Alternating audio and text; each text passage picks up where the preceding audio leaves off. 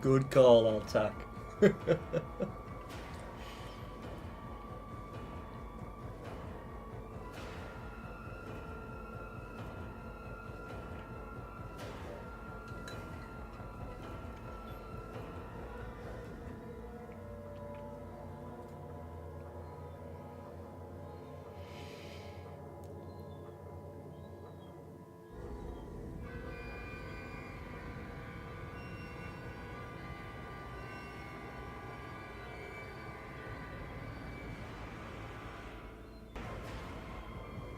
Oh, what is up, everybody? How we all doing? I lost my chat. I can't see you guys. I'm not being ignorant. Wait for it.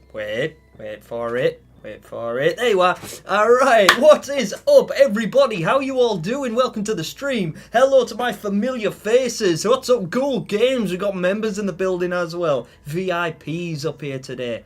I am excited for this one, guys. I am extremely excited for this one because we've got much to discuss, little ones.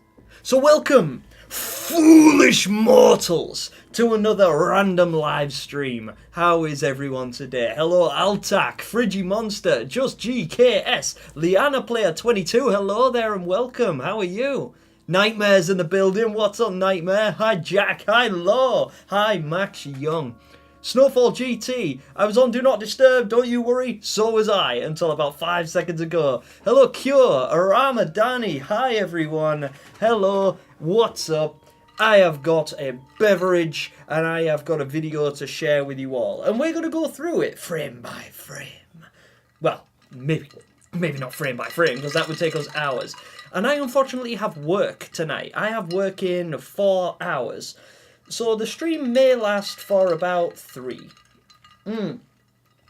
Hello, Raccoon. Doghu, I'm sorry if I'm mispronouncing some of these names. I am a uneducated British individual. Hello, everybody. Mika Link, let's go. Let's go indeed. How is everybody, guys? Also, just quick sound check, because obviously I am deaf in here, I can't hear anything, but you likely can, or at least you should, be able to hear a backing track, which will consist of the OST from Little Nightmares. Just let me know if you can hear that, if you can hear me, if I'm too loud, if the music's too loud. Just quick sound check to make sure that everyone has a good and reasonable experience, or at least the most reasonable experience you can have with my face. Altac, welcome to the Boom Squad, my brother. It's great to have you on. Look at this. Members already. It's going to be a good day. W's in the chat. What's up, everyone? Stumboy, hello there. Doodle Fox, hello, Mal. Good to see him. JK Mal, he's in the building. Skeleton Clique. I'm very well, Skeleton. Thank you for asking. Really appreciate it. Edward, Gemini, what do you think of the Candy Factory in Little Nightmares 3? I am stoked about it, Edward. Absolutely stoked. Probably more excited than anybody else, because 11 months ago, I created my first ever theory video. And it was speculating on what the factory could be, and what they produce, and what they do, and who will work there. And I was right! So, boom! So I'm really happy. I'm very excited to be streaming and to looking into this with you today. Don't worry, you won't just be subjected to my face. We are actually going to be going onto YouTube together, you and me, because I figured out how to do it. And we're going to review some footage of the Candy Factory that was leaked, from PAX West in Seattle, Washington recently. Yeah, super excited to get into that. But first I want to let people get in and say hi and have a conversation, because we're going to be here for a while. Idiotic Bookworm, thank you very much for the congrats. I really appreciate that. Hello, Fulcrum, welcome in. Milk Tears, what's up? Don't be looking real good, yeah? Yes, it does. Don't be looking real good. Do you agree that the monster looks like Marge Simpson? Loki does, though. Yeah, it legit does. Gemini, everything we see looks incredible. The multi-arm lady looks scary. She does, and I'm excited to see her, like, movements. Like, I know we've got like an idea of it from the silhouette and the picture, but yeah, that's an absolutely dope creature that I am very, very excited to see making moves. So I'm going to review that footage shortly, don't you worry, guys. Edward, if you're new to my streams, welcome and hello. It's great to have you.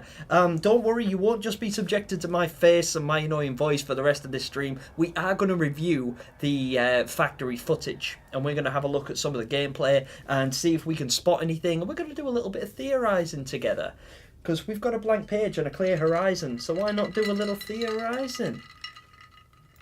To all the people hating on Little Nightmares 3, why? Really, why? And yeah, like, I mean, it's each to their own, and everybody has their own preferences and things like that, and I get it. You know, after the announcement of Reanimal by Tarsier, that looks awesome. It looks absolutely incredible. I'm thrilled for Tarsier, and I am very excited, but I'm excited for both games. And somebody put it really nice the other day. I read it in my comments section. I can't remember who said it now. But they were like, you know, they questioned about, you know, why some people are dogging on Tarsier and Reanimal, saying that it looks garbage. Other people are saying, you know, they're more excited for Little Nightmares 3, and Tarsier have just sort of ripped it off by making Reanimal and things like that. And they've made it a big, like, toxic cesspool of competition between the two franchises. And I get it, I understand, everyone's got their preferences and their viewpoints. But for me, as a gamer and a consumer of this type of game in particular, I'm sitting there, you know, watching these guys go, well, my cake's better, no, my cake's better, no, my cake's better, no, my cake's better. And I'm sitting there like, hey, 2 cakes, you know? We're winning, guys. We're eating good. So just enjoy it. If other people don't, that's fine. But, you know, we don't have to fight about it. Gemini, you need to watch the Fipsy V2 Riz edit. That Riz, though. I'm watching this as I'm doing my maths homework, so just as I finished Little Nightmare sculpting. So, oh, cool, what are you sculpting? What is the Decretary? Oh, I don't know. Unless we're thinking, unless that's a misspelling and you mean secretary, and you might mean the multi-armed lady. But I don't know yet. I haven't even come up with a name for this creature of my own, other than calling it Giga Roger, because all I knew about it up until yesterday was that it has loads of arms. I wonder what we're going to face. Yes, I am curious also what we're going to face. Sorry, I'm making my chat bigger because it's going quite quickly and I don't like to ignore you guys. Yeah, also, I do try to read as many of your chats as I can. And I'm really sorry if I don't address you all like I normally do. But it does move pretty quickly. And I am just one dude. And I will be concentrating on some other things as well during this stream. So I hope you guys will forgive my slow pace with this one. What are we saying? I think there are 2 monsters. There could be. You know, what if this thing has like a symbiote, like a parasitic twin? You know, what if that lady, you know, the one that looks like Marge Simpson with the hair in the factory with the multiple arms, what if it's got multiple arms because it's got a parasitic twin on its back, like growing out of it? And that's why you see it sort of moving and pulling the shutter down and stuff. Maybe it's actually 2 characters. Maybe it's 2 monsters together. That would be a cool creature, actually. I might draw that. Dude, just before Little Nightmares 3 was announced, I was saying about how cool a carnival level would be. Snowfall GT called it. See, that would be awesome, and it absolutely would. And I know it's already in the game and it's already been announced now. But, bro, like, if you called it before then, you should be a theorist.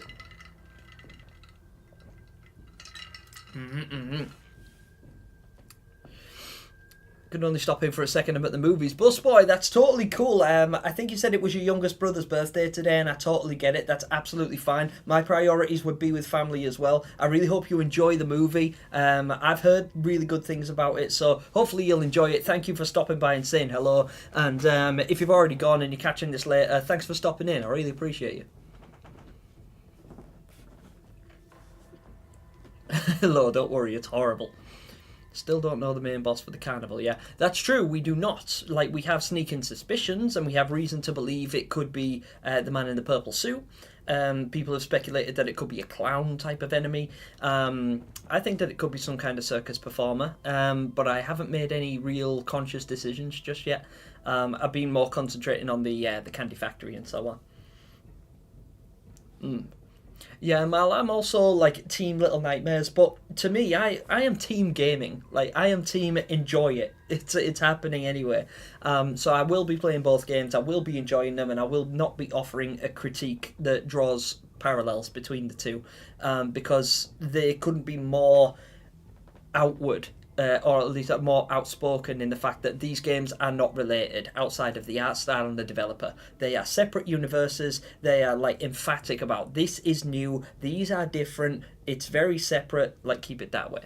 But we'll see. We'll see. I'm gonna play them both anyway.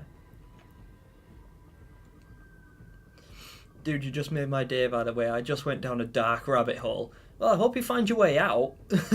What are you doing in a rabbit hole? I get it. And you're welcome. Remember the Sounds of Nightmares bathhouse? Could this have been on the Moor? There is a concept. Yes, there is a concept from Little Nightmares 1. I was looking at the art book yesterday, and it looks excellent. And I did suspect in one of my very early theory videos, I speculated, could there be, would we visit the bathhouse, considering it was featured in the Sounds of Nightmares podcast series. And that would be really cool, and I would love it. I would absolutely love it. Yes, positive reviews, School Games. Positive reviews all around. Idiotic Bookworm. Hey, Jam, small question. Do you think that if the theory is true that you... One second, sorry, chat's moving. Do you think that if the theory is true that to get powers you have to face your greatest fear, what do you think Six's fear is? Same can be said to Noon if she survives. Yeah, interesting. So... It's a tough one with Six, but I don't... Right, okay, so we could speculate like a really obvious one and say Six's main phobia is the fear of the dark, just because the lady is kind of like a living representation of darkness in all its forms. You see shadows and movements. Like, when you're laying in bed in the middle of the night and you wake up, and you're in the dark and you look in the corner of your room, you could swear there's someone standing there, but then you turn on the light and it's just like a coat or a jacket or something hanging on a door. Well, that's the kind of vibe I get from the ladies' quarters when you go in and she's got mannequins everywhere and you're looking around like, which one's gonna move?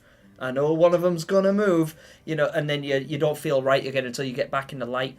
And the only safe place that Six is from the lady's power is in that small circle of light that she's got, that keeps moving and you have to keep adapting to.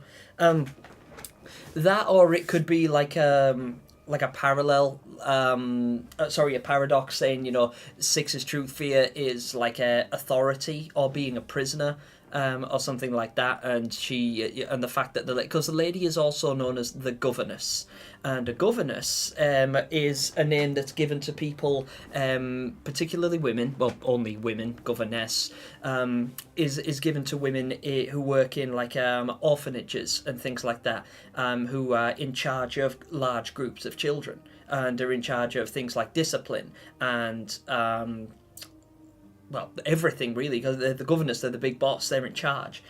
So it could be something along that line, but I'm not really sure. I think if Six was scared of anything, it'd probably be the dark, given the fact that she runs around with a light everywhere she goes. Unlike Mono, who just straight bosses it in the woods with no light. Hello, Tom Asher, how you doing?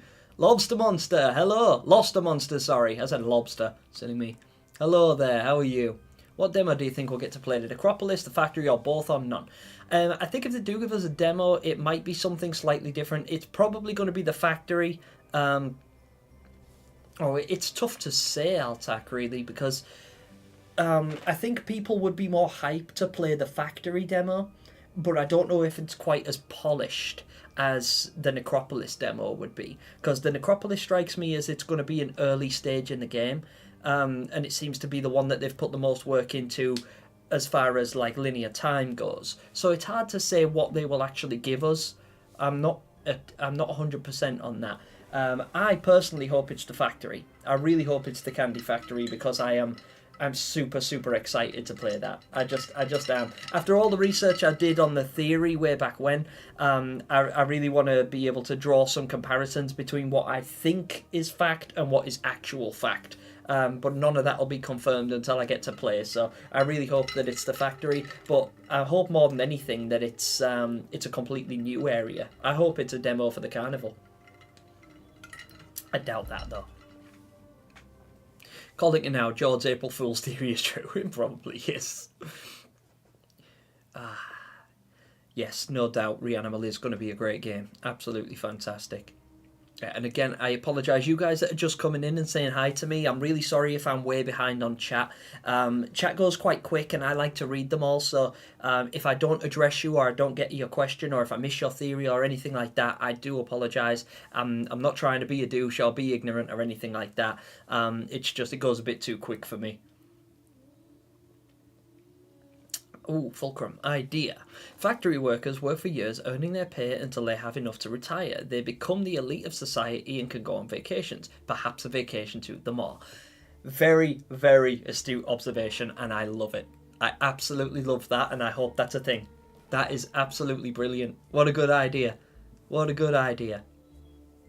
That's really cool. I like that a lot. I like that a lot, because it would explain how they sort of grow more and more sizable over time. Yeah, that's great, and they end up retiring to them all, and they just never leave, but they think they'll never need to. It's like one of them eternal cruises. That's a great idea, Fulcrum. Brilliant, brilliant theory.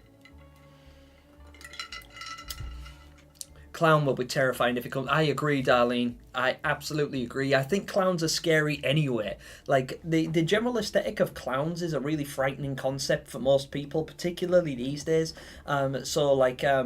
In fact, I will draw a comparison here. There is one particular scene in the Reanimal trailer where there's a humanoid creature and it's driving like a mini bicycle, like a tiny bicycle. It's just coming along like that, and you can see its knees up over its head, and it's just so eerie and creepy, and that's how I imagine like a clown would look in Little Nightmares. You know, it would be real janky and awkward. In fact, I've had my channel compared recently to another channel called GamerJube, and GamerJube beat me to the punch years ago. They made a series, animated in very much the same style as mine, called What Needs to Be in Little Nightmares 3.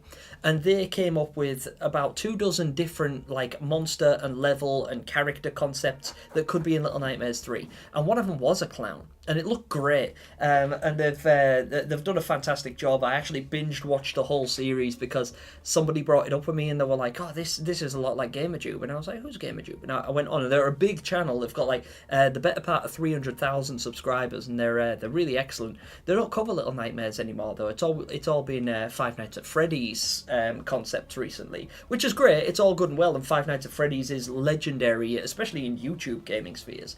But it's never really been my cup of tea. I always preferred Little Nightmares to Five Nights at Freddy's. Oh, also, if you can hear screaming, I'm sorry. It's Saturday night in England, so there are a lot and I live in a really rough area with a lot of pubs and a lot of drunks, so there's loads of drunken idiots outside, so if you can hear them, I do apologise. If they carry on, I'll drop a brick on them and then we'll continue.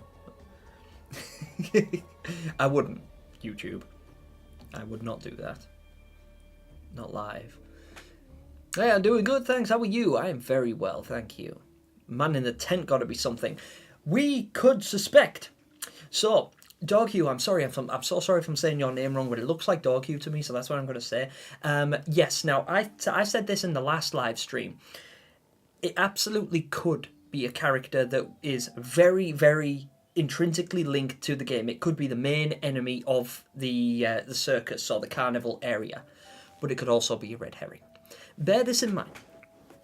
If we had never seen Little Nightmares 2 and we were to watch a trailer and they showed us one clip and it was Mono sneaking through the bathroom where there's a viewer in the bathtub behind a shower curtain watching TV. Now, if we had zero context and nothing else to recognise it by, and we didn't know the game yet, we didn't know the characters, and we'd never seen anything outside of the Pale City, we would probably think that that viewer watching TV is some kind of boss. You know, it's got to be important, because otherwise why would they put it in the trailer? It's very important. It's got to have lore. It's got to have some stimulus. It's got to have some character and some motivation behind it. Who is this person? When really, that character is nobody. We don't even get to see that viewer. It's a 2-second clip where we walk from the one room, through the bathroom, and into a vent. less than a second we're in that room. That character is like, it's in the game, it's a powerful image, but it's very brief. And the point is that character is otherwise completely like irrelevant to the story, to the franchise, to the game itself. It's just like a background image. And this image that they've presented us with at the carnival, where there's this one particular character and you see the silhouette in the tent, we as people with no prior knowledge of the game, we might think, oh my god, there's got to be something there. It's a very important reveal. And it might not be. That might be an absolute nobody. He could be one of hundreds of silhouetted characters that we walk by in that area. But because we don't have a lot of footage about it and we've never played the game, we could be completely wrong in our speculations. We could be thinking, oh my god, this has got to be an important character, and it's just not. And, you know, the developers are sitting there watching us theorists like, ha, look at these morons. They have no idea. This character is nobody. But, I do think that it's got to be something. But I don't know what, and I don't know why, but it is very, very interesting to think about, and I intend to theorise about it until it's revealed what it actually is. If it ever is, it might not be. I need the bathhouse to be real. Please, Little Nightmares 3. Locust, I agree. I think that the bathhouse would be a great area to explore, especially considering it was a lost concept from Little Nightmares 1. It was something that they had considered. They even had like sketches drawn up of this particular area, and then it did feature in, I believe it was Super Horror Bro Mike's episode of The Sounds of Nightmares, episode 2, Deluge of the Inevitable, was it? No, it wasn't. No, sorry, it wasn't. No, it was Penance in the Bathhouse. Deluge of the Inevitable was George's episode. Super Horror Bro Mike, I believe, wrote Penance in the Bathhouse. I think. Don't quote me on that because I'm not an expert on the Sounds of Nightmares yet. But yeah, I thought it was a great way to explore the concept. I loved how dark and gritty. Like the episode itself made me feel gross listening to it. It was very well written, the sound effects were awesome, and the storyline was brilliant. It really created some images in my mind, and I was like, that's such a disturbing concept, and I love it. So yes, I completely agree with you. I would love to see the bathhouse in Little Nightmares 3. I don't think it will be, and if it is, it'll probably be brief, but we can hope, can't we? Stoneboy, I feel like the carnival and the factory are like related, because they have the same type of enemies, or I don't know. But it looks like maybe the factory is under the carnival. Yeah, it could be, or it could be an extension of, like, maybe it, like, adds on, or maybe the carnival, maybe the factory supplies the carnival. Because when you go to a carnival, you buy sweets, don't you? You buy goods, you buy popcorn, you buy cotton candy, you buy ice cream, you buy donuts and burgers and hot dogs and candy.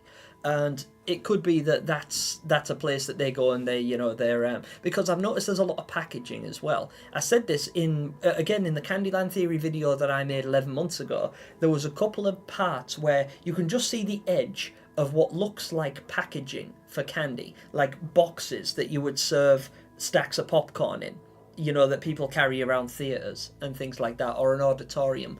And I thought that could be a sweet shop.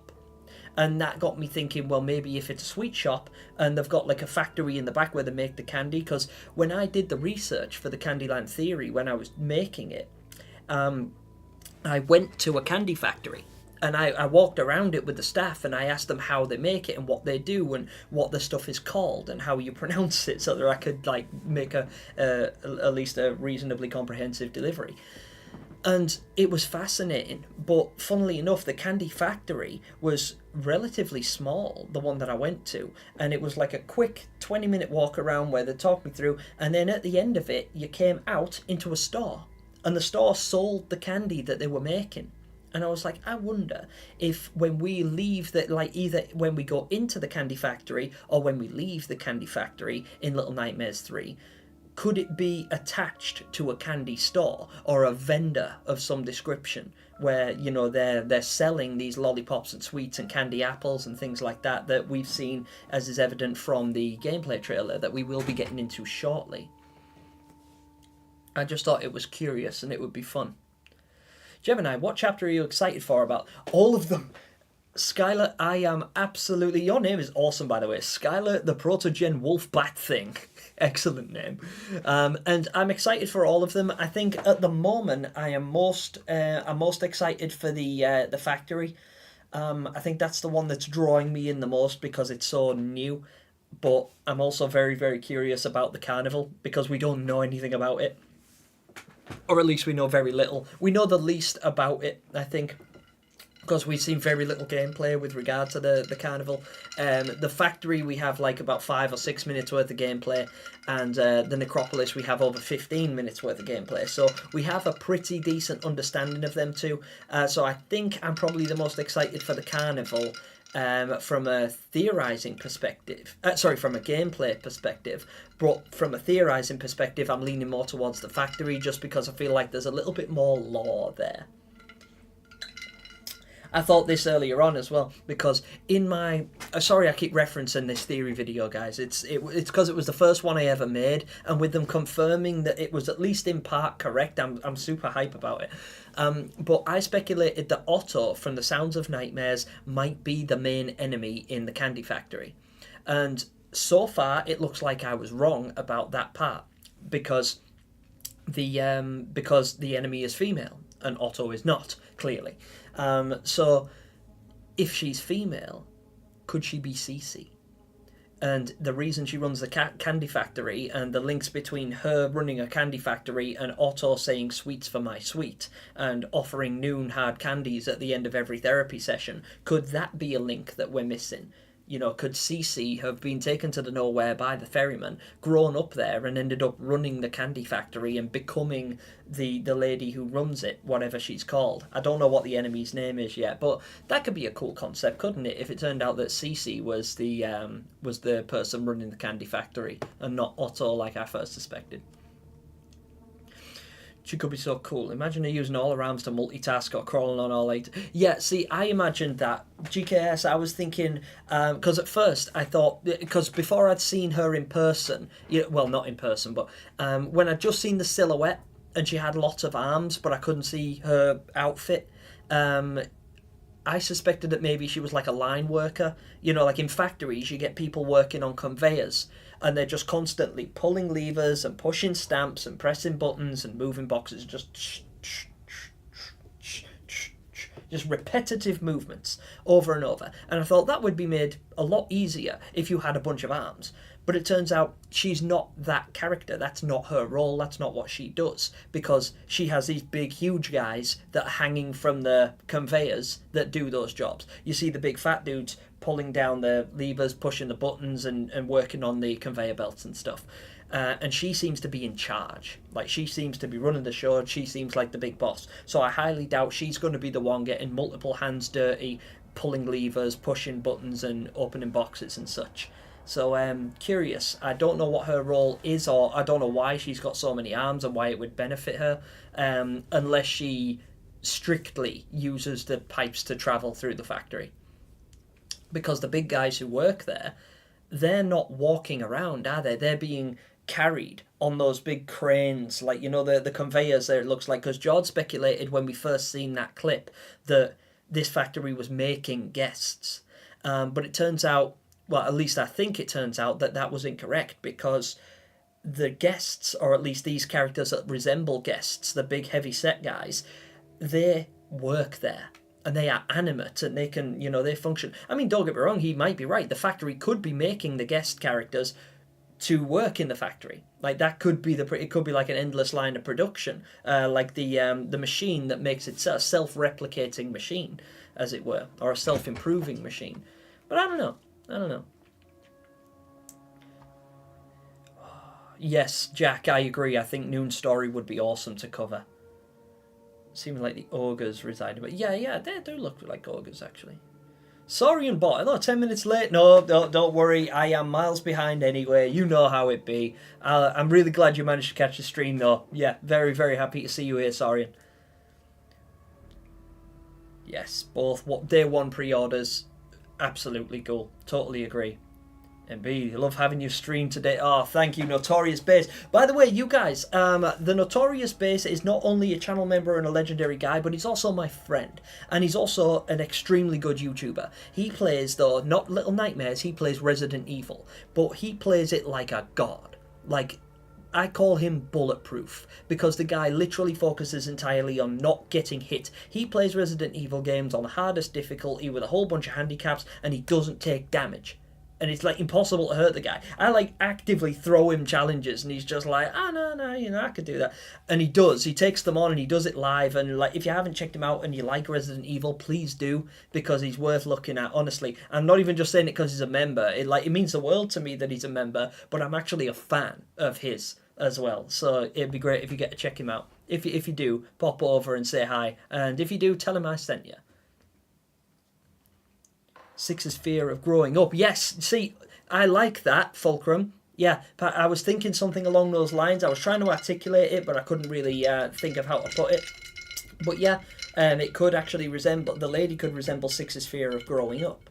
And that's really cool, because especially if it ties into like the lady being Six. And I am still skeptical on that. You know, I don't know anything about it just yet.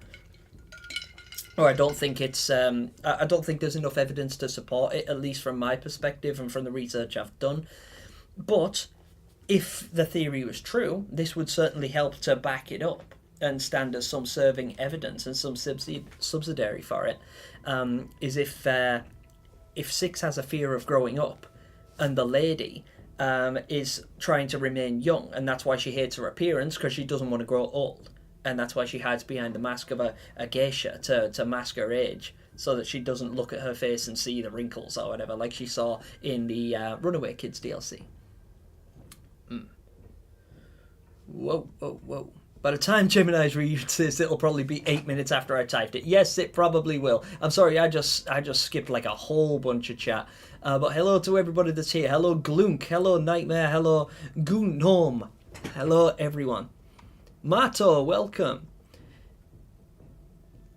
Sorry, I'm trying to read these guys, but I do want to read them all, but I'm not going to get a chance to, so please forgive me if I skip over your stuff. I'm outnumbered 50-1 at the moment, and if all of you guys talk, and I appreciate it, and I love that you do, and I highly encourage you to do so, because I do try to read them all, but I'm not going to be able to. Just getting that out there now. If you're here so that I'll read your comments specifically, please forgive me if I don't manage to. I'm trying, I promise. It's just really hard to give people a concise and deliberate answer without just going, yeah, cool. You know, I could be like, you know, everybody's speaking about going back to the mall, but no one's going back to the Pale City. And I could be like, yeah, cool. And then moving on. But I don't want to do that. I want to address Altak's comment and add some substance to it, because he's taken the time to write to me, like all of you guys have. So I'd like to give you the respect to read your comments and address them properly. But I'm just, I'm a little bit slow to the game, so please don't be mad at me if I take forever to read your comment. It's just because I want to treat everyone with a level of respect, at least while I'm able to do so. And Altak, talking about going back to the Pale City, I think it's because we haven't seen a lot of evidence to surround people, at least the characters return to the Pale City. We're seeing a lot of references to the mall, but none to the Signal Tower or the Pale City in general. Even the enemy characters look more like guests than they do viewers or patients or anything that we happened across in the Pale City. So I feel like that's probably the reason people aren't talking about it so much, is because there's not a lot of evidence to substantiate it. But it would be cool. It would be really good if they could. In fact, in a theory video I made a few months ago called the Super Weapon Theory, I speculated that maybe some of the characters from the Necropolis were residents of the Pale City, but they fled. They fled the Pale City in fear of the Signal Tower and what it does. So, you know, when we're walking around the Pale City and all of the TVs are smashed and broken, thrown from windows and in garbage disposals and in the woods and in the streets, they're the televisions that belong to the people who lived in the Pale City, who recognised the Signal Tower is bad, the TVs are hypnotising us, we need out, goodbye television, and throw it away, destroyed it, and they fled. and they ran somewhere where they thought they could be safe, somewhere that does not utilise electricity or radio waves or TV signals. And they ended up in the necropolis, a place powered entirely by solar and wind energy, and they used like pulleys and old archaic methods of utilizing their surroundings as a means to stay safe from the signal tower and everything. So whichever like morbid entity runs the nowhere decided, you know what, you guys don't get to escape, and it sicked the monster baby on them as some kind of super weapon.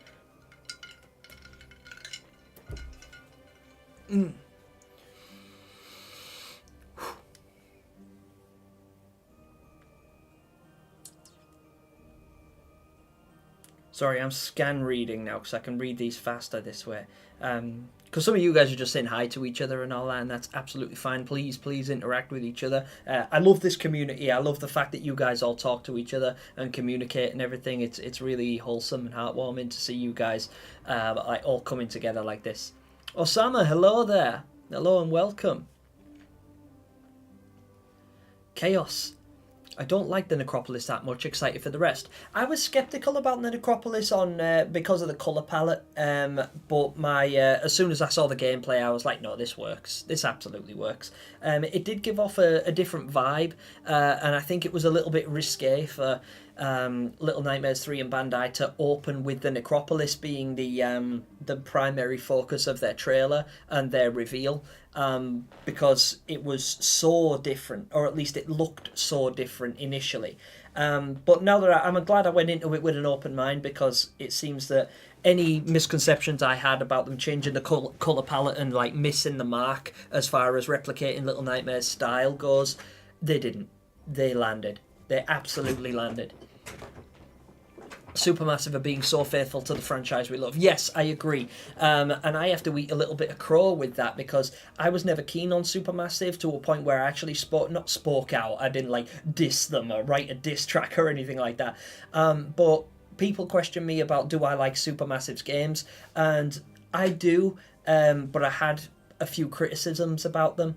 And I might have been a little bit harsh, because when they announced that Supermassive were working on Little Nightmares 3, I was like, I hope and I was dubious. I was on the fence because I had no idea what they were going to do, and I was hoping that I would still be able to sense the lore of Little Nightmares. I was really hoping that we didn't lose the character of Little Nightmares and the Nowhere for the sake of monetizing a franchise or expanding on something like an existing IP.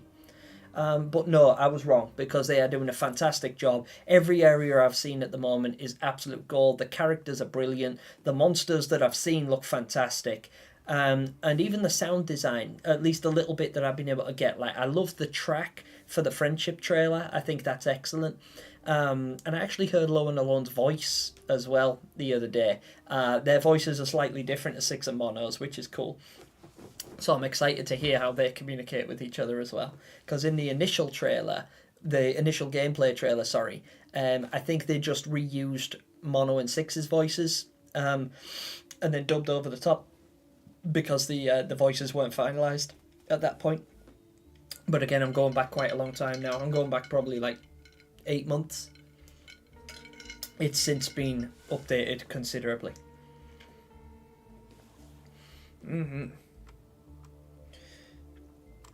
Right, let's see. Not sure if the game has the same nightmares at noon and yeah, well, I think it might not be the same ones, Osama, but they definitely have some some stark similarities, particularly with the carnival area, which, and I'll let you guys know this. You probably already do, but the Sounds of Nightmares has several episodes, and they were written by, or at least influenced by, several different people, like Just Jord and like Super Horror Bro Mike and so on.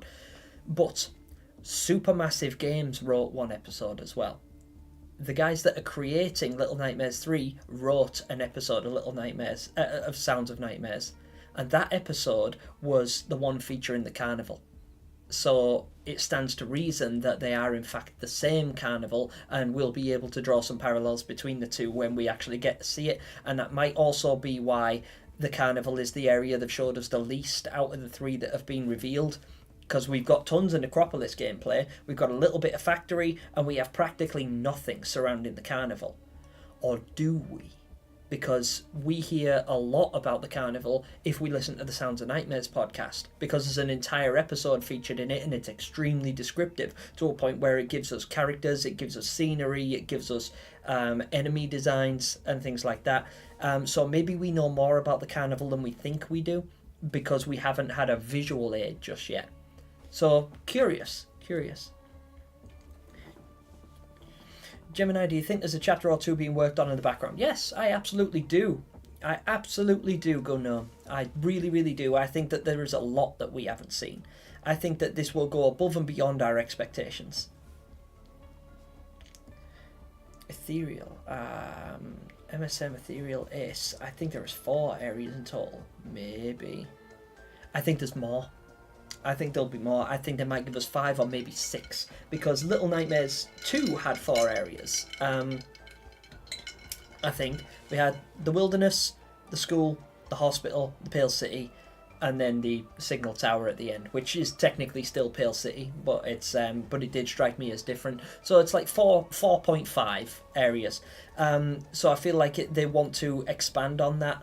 And they will give us at least 1 more. I think if I was in their position, I would expand it so that it's a little bit longer, especially given the price tag of it, because from what I can gather, and from the pre-orders I've tried to make so far, Little Nightmares 3 is £50, which is about $60, which is the same price as most full-blown games. Like, if I wanted to buy Elden Ring, or I'm trying to think of a new game, like the new Wukong Black Myth that just came out, that's like $70.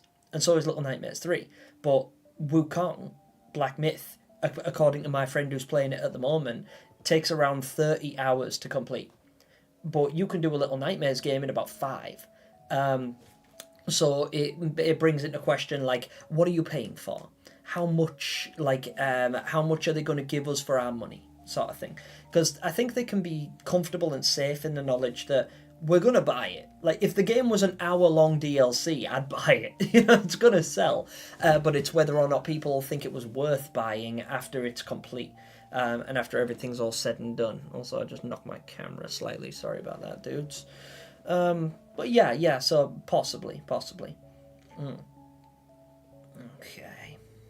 Let's see. Scrolling down again. Oh my goodness. There's a lot of chat. There is a lot of chat. Gemini, I'll see you in the nowhere after the stream. You certainly will.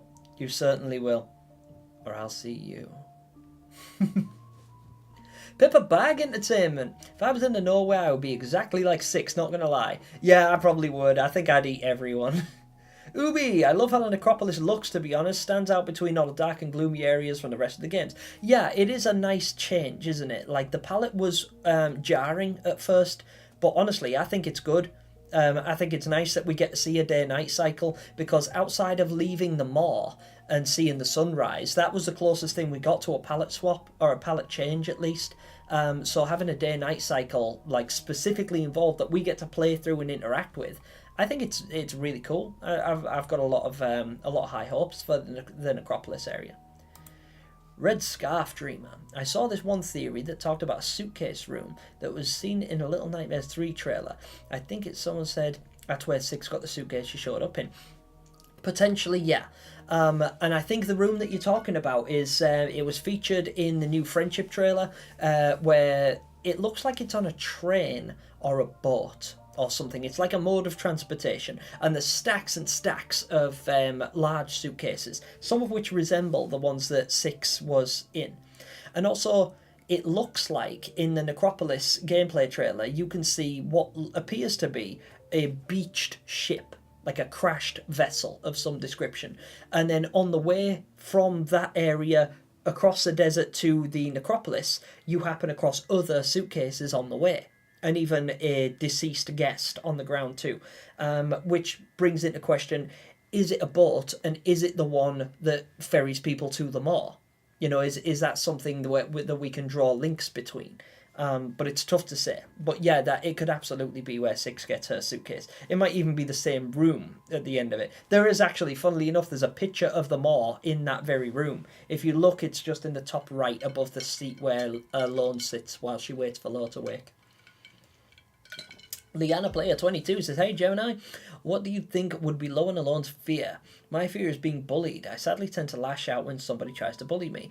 Yeah, and that's completely understandable, Liana, because when you're a victim of bullying, there's only so much pressure a person can take. Similar thing happened to me in school, and I don't want to condone violence while I'm live on the internet or anything like that, but defending yourself and speaking up and standing up for yourself is paramount. It's very important because people will bully you actively the more you allow them to. And I know it's easier said than done because in most cases you've got this impression of your bullies. They're bigger than me, they're prettier than me, they're stronger than me, they're more popular than me.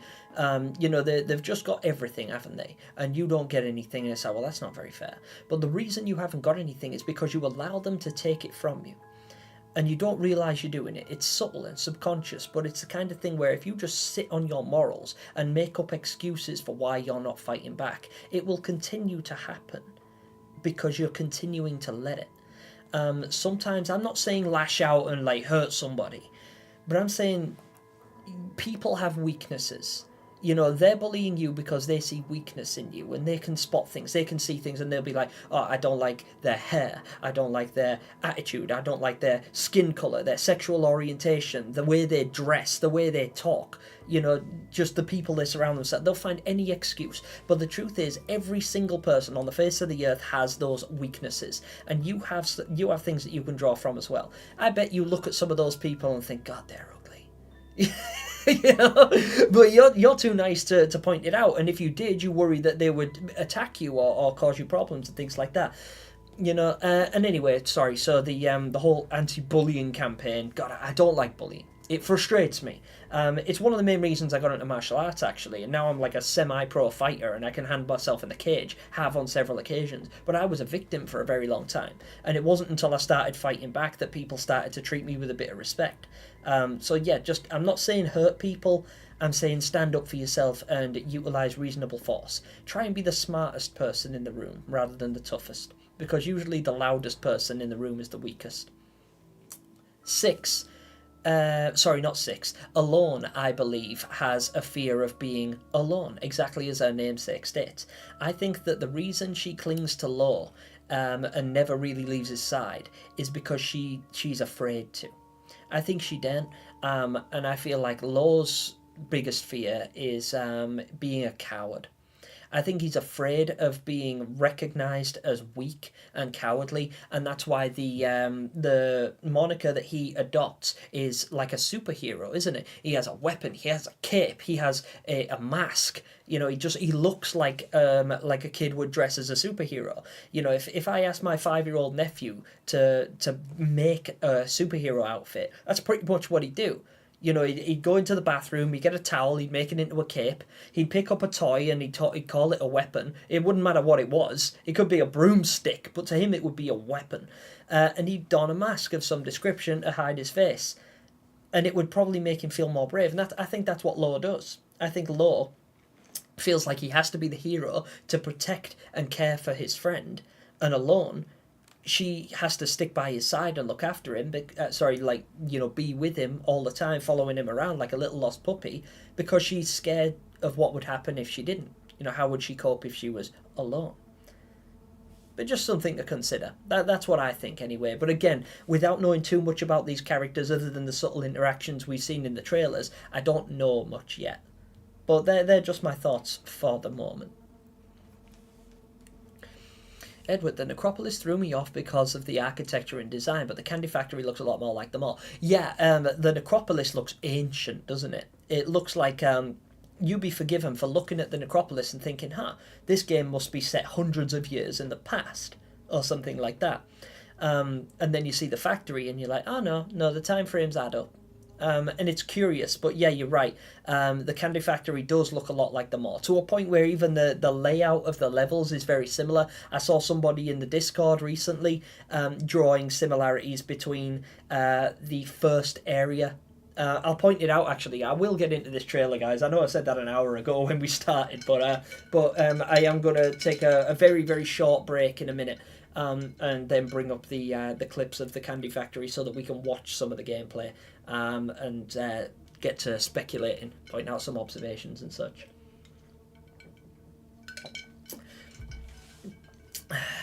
And SM says, I showed my friend the mono plot twist and he freaked out. I was like, oh my god, but they held hands and she betrayed him and now he's the villain. I know. I was heartbroken. I literally cried on the internet when I saw that. when it happened, I was like, it hit me so hard because I really didn't expect it at all. I mean, I kind of called it halfway through the game, but I thought she was going to eat him. I didn't think it would end there where it did. But yeah, wild. McGribble Pop, the chapters may go Chapter 1, Necropolis, 2, Unknown Chapter, 3, Factory, 4, Carnival, and then last, I don't know. Possibly.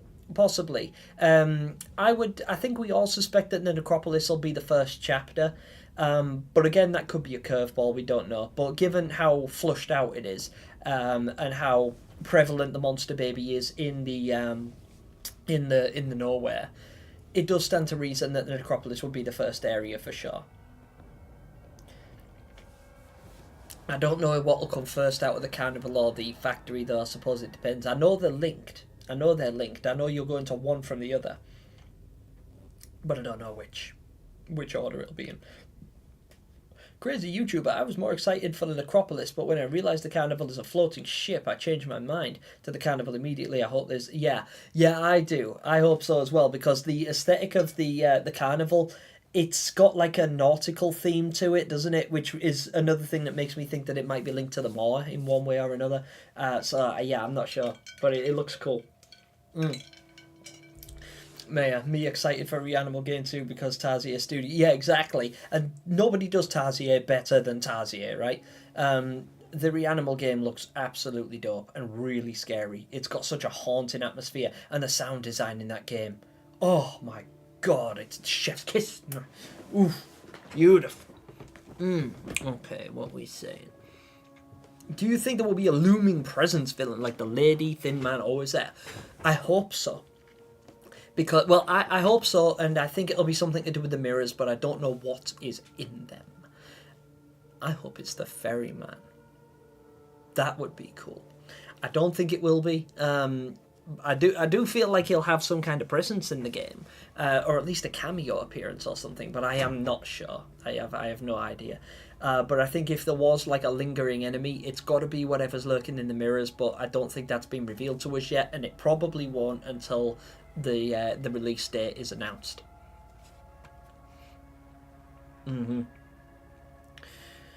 Gemini, I was looking at pictures of Little Nightmares 3 on my PS5, and there was one that looked very similar to the Moor. Yes, I think I know the one you're talking about, and I'm going to actually bring it up shortly as well. Right, let's see. Okay. Gemini, what do you think about having more female monsters? I think brilliant. I think because for me, the scariest monster in the entire franchise, bar none, is the teacher, who's a female monster, and I find her petrifying, more so than any other creature in the game. To me, it doesn't matter the gender or the look or anything like that. I'm not really shallow on that level where I can respect it for whatever it is as long as it hits the mark. But I definitely feel female characters have a place. I was intrigued to see that the person running the factory was a female person, or at least we think it is, because a lot of Little Nightmares, at least from what we can gather so far, a lot of it is based in 1950s Britain, and based off, not in. It's based off 1950s Britain, and in Britain in the 1950s. Not that I was there then. I'm a little bit younger than that. But factories were strictly male-dominated areas. They still are, but there's a lot more workplace equality and gender equality as far as those kind of jobs go. It is still 99% male-dominated, but in the 50s it was just unheard of. Women don't work in factories. It's just, well, no, that's not a girl's job. That's not where a lady should be. But this woman is clearly running the show, and she's in charge. So it's curious as to what her position is and why she's there. It just makes it all the more intriguing to me. But yeah, there's a place for everybody, regardless of what gender they are. Clamori, hello. Also, Clamori, congratulations on your win. I don't know if I congratulated you like thoroughly the other day, but yeah, Clamori was in fact the winner of our giveaway, which we did a very special giveaway last time we were live, and Clamori won. And you guys might have seen the announcement as a community post and everything like that. So congratulations. I hope you're happy with your prize. Haven't been online for a while due to school. Year 10 is actually so chill, people were not lying. Yeah, I found Year 10 pretty chill as well, because when I was in school, Year 10 was when they allowed you to choose what subject you do. So I got to drop a lot of the subjects that I really didn't have a lot of faith in, and it allowed me to focus on the things that I really enjoyed. Yeah, Year 10 is pretty chill, honestly. Or at least I found it was. Some people find it really stressful, but saying that, I didn't care too much about my qualifications and everything and my grades. I should have done, but I didn't, so I was just really relaxed throughout it. Ferryman again would be so cool. He's such an underrated character. Yeah, I completely agree. Mirrors without a doubt will be important. Yes, they definitely will, Red Scarf. They definitely will. It's ironic that the teacher was the first monster in Little Nightmares I heard of. I didn't know what it was, but I did see something online way before the game, and who knew I'd eventually like it too. Yeah, really glad. I loved the teacher. I thought they were absolutely brilliant. Absolutely brilliant. Such a great character. And a lot of people say that the teacher feels out of place and that she's not a frightening character and she doesn't like hit the mark the same way like the janitor or the chefs or the lady did. But to me, she's petrifying. She absolutely turns me to stone. Even now, I had a dream about the teacher the other day. I'm going to tell you guys about it. Forgive me. I'm going to proceed to ignore chat for a moment while I tell you about my dream. Because it felt like it took place in the nowhere. And I think you guys have, if anyone's going to appreciate me talking about it, it will be you guys, the community. You, like most of you guys have visited the nowhere at one point. So you get it. You know what I'm talking about. Anyway. I dreamt that I was on like an excursion. Like I went to a different town to a museum, because I like museums because I'm boring and old. So I went to a museum, and it was one that I recognised, but there was this one particular room that I walked into, and it was strange because it was like a classroom. Everything was wooden, but it was massive. Everything was huge. The chairs were super tall, and the desks were higher still, and everything just looked supersized. And I was like, wow, it's so big, like everything is massive. Disney did a thing with it recently with Toy Story. They replicated the Toy Story room, but like the bed is enormous, the chairs are enormous, and you get to feel what it's like walking around as a toy in Andy's bedroom from Toy Story. But for me, it was the classroom from Little Nightmares. From Little Nightmares 2, and I was walking along, like ducking under the desks and exploring and pulling out books that were like as big as my whole body, and then I heard the noise, and it was the teacher's throat sound, you know, that I can't do it, but that horrible noise that she makes when she stretches her neck, and you can hear the breath dissipating through her esophagus. Yeah, I heard that, and I turned and she was just there in the doorway, just with the stick. And I was like, oh my God. And I just went into blind panic. I'm like, oh my God, she's so big. She's so big. Like her head is like this. Like enormous. I can't see. You can't see how big her head was because I'm on the camera. It's like, her head was so huge. And I just froze. I didn't even run. I was just like, whoa. And I was with a group of other people in the dream. I was like, well, look, the teacher. And they were gone. They had run. And then she just started sprinting towards me. And then I woke up and I was like, wow, that was awesome. And bro, oh, it was so cool. It was such a good dream. It was a nightmare, but it was cool, and I really enjoyed it. And I'm so glad I got to tell you about it. Plasmatic, the Residence is probably in Little Nightmares 1. It's probably in Little Nightmares 1 is my favourite chapter in the whole series. Why is that, Plasmatic? It's a really cool area, and I think it's dope. But it didn't really frighten me. Do you like Plasmatic? Do you like the Residence because it was scary, or is there another reason? Because I thought it held like a really ethereal vibe. I remember, in fact, I watched my first ever Little Nightmares playthrough last week when I was reviewing like how far I've come as far as YouTube goes, because back then I didn't have many subscribers and I'd never dreamed of going live because I didn't have an audience. But I played Little Nightmares way back then, years ago, and I see myself walk into the ladies' quarters and I was like, huh, Hogwarts. you know, because the staircase has got all the pictures up on the wall like Hogwarts does. I thought it was cool, and I was waiting for the pictures to move. But yeah, why do you think that? This is Gemini's Secret Sounds of Nightmares episode. Yeah, I bring the teacher. I would straight up revive the teacher. It would be dope. You know, guys, I was actually writing a creepypasta, which is like a scary story that I would narrate. So I would, you know, I put music and sound effects to it, and I would narrate it and things like that. And so I'd read you the story.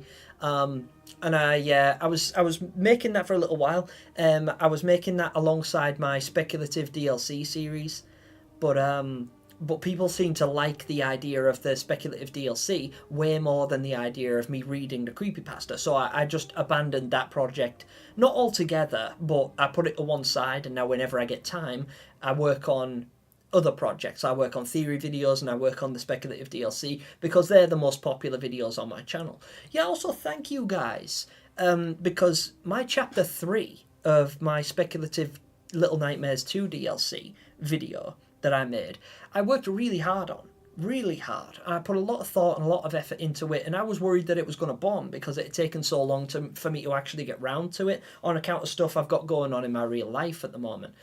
So I was like, you know, I'll put it out there because I've worked really hard on it, but, you know, I don't know if anybody's really going to care. But you did. 18,000 of you cared. And hundreds of likes and hundreds of comments, and it went down really well. And I'm super happy because the nurse character was pretty much entirely my own design. Like, the whole thing all came off the dome. Like, I'm really proud of the fact that I was able to take my thoughts and bring them to life on the screen in a very rudimentary way. Like, don't get me wrong, there were some comments that said, oh wow, the animation is absolute garbage, and I'm like, yeah, I know. But I tried, okay? You know, like, so it's like it was kind of backhanded, but I'm like, oh, I can accept that because they're not wrong. You know, it's just like so yeah, I really appreciate you guys watching it and letting me know what you think, and I am actually working on chapter 4. But yeah, would you be interested in me doing like a creepypasta narration if I wrote a story about Little Nightmares? Like an attempt at a Sounds of Nightmares episode. And Gemini, be careful, you might end up like Noon. Yeah. Skeleton Cleek says, if one day Gemini disappears, he's officially gone to the nowhere. Yeah. Were you terrified when you woke up? Ghoul, weirdly, no. Like, the shock of seeing it come at me was like falling in a dream. You know when you fall over and then you're like, and you shock awake? But as soon as I woke up, I was like, wow. You know, I kind of leaned back against my pillow and I was like, that was dope. It was like strangely exciting. I should have been really scared, but I just wasn't because I recognized what it was.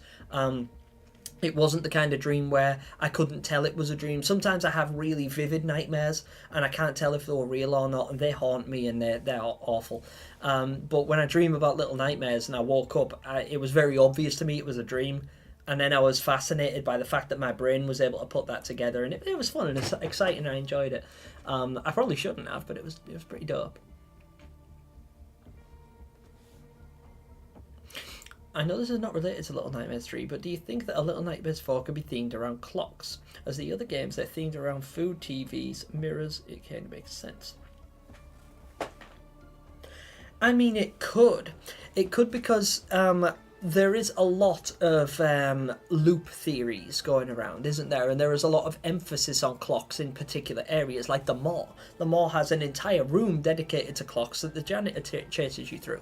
And if time travel is a thing, like if loop theory is correct, or if the the cycle theory is true, and Mono, you know, he starts as Mono, becomes a thin man, and then restarts over and over, then yeah, Little Nightmares 4 could absolutely. I don't know how to see. I always think that time travel is kind of a cheap cop-out way to revamp or reboot or retcon a series. So I don't know if I would like that, but it depends on how well it's done. Because I thought the same thing about Mortal Kombat when because Mortal Kombat is one of my favourite franchises of all time. I've been playing it since it came out, and I love it, but it's got to a point recently where they've made so many games and expanded the lore so much that they've run out of ideas, they've run out of things to do, and the only way that they could go back on it is to introduce time travel. And at first I was like, yeah, that's cheap. But I played it and it was good. And it was good because it was executed well. The storytelling was fantastic. And they implemented the right kind of boundaries. And they didn't mess with it. They didn't make it too unrealistic. Or at least as realistic as time travel could be. So if they were to implement it correctly, then yeah, absolutely, clocks could be a thing. Haters, absolute garbage animation. Gemini, yeah, thanks. Well, I mean, yeah, and God knows they're not wrong, because the thing is, I'm not an animator.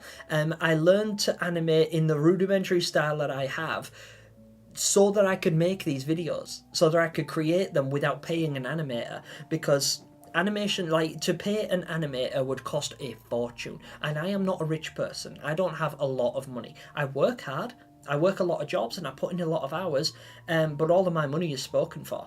It goes to good causes, it goes to my friends, my family, keeping a roof over my head. You know, my room, like this room has a lot, like most of my money is in this room. My house is very, like, simple. But this room is state-of-the-art. You can't see it, but I've got monitors everywhere. Camera there, camera there, camera there. Microphone, backup microphone, acoustic foam surrounds, speakers, headphones, light. You know, there are tens of thousands of pounds in this room. But I needed to invest well so that I could create good content. Like, the reason you guys can see my ugly mush in 4K right now is because my camera is capable of that. And if I didn't spend that kind of money and make that kind of investment, you guys would be getting, like, blurry, pixelated 720p Gemini. And nobody wants that. Lemmy Dog, who is the janitor? The janitor is the first boss from the first game. In Little Nightmares 1, you get Roger the janitor, and he's the guy with the long arms. That's the janitor. Haha, Skylar. I beat Little Nightmares' hardest achievement, hard to the core. I'm traumatized forever. I actually really enjoyed doing that one. But I got it on, like, my third playthrough, and I think I got lucky because I was just non-stop, and I just straight zero deathed it from start to finish, and I got it by accident. I wasn't trying to. I was trying to speed run the game. I wanted to see how fast it could be done. But I just ended up getting really lucky and did really well with it. So, yeah. Gemini, this would be a good time to go through the Candy Factory gameplay and give your thoughts. That is actually the plan, Clamori. That's what I'm going to do, literally in about 1 minute. I'm going to take a quick break, and then I'm going to open it up, and then we're going to watch the whole thing together. And then we're going to break it down little by little. I'm going to see what you guys think, and I'm going to share what some of you guys think as well. It took me 3 days to beat Hard to the Core. That's all right, Alpharat. That's all right. It took me 3 days to beat it as well. Like, it's a hard achievement to do. And I'm an avid gamer. It's literally my job. So I know certain techniques, and I have, like, a state-of-the-art controller. This thing is, like, ludicrous. It's absolutely ridiculous. In fact, I haven't got it plugged in. But it's got lights on it and everything as well. Like, so I've got hacks. How did you enjoy it? Because I like a challenge.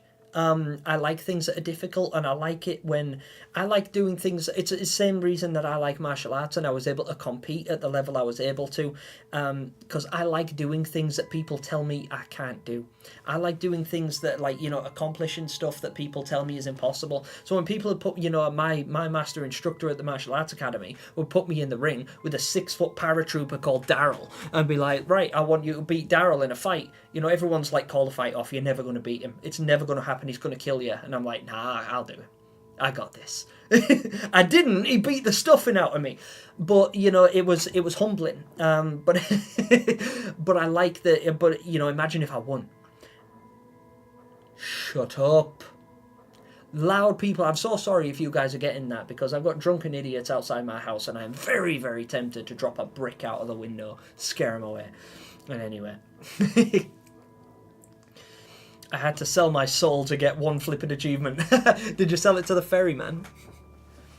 The monster lady moves like she has wheels. She does. I thought that. She glides, doesn't she? And I don't know if that's because, you know, maybe because she's got lots of arms. Maybe she's also got lots of legs.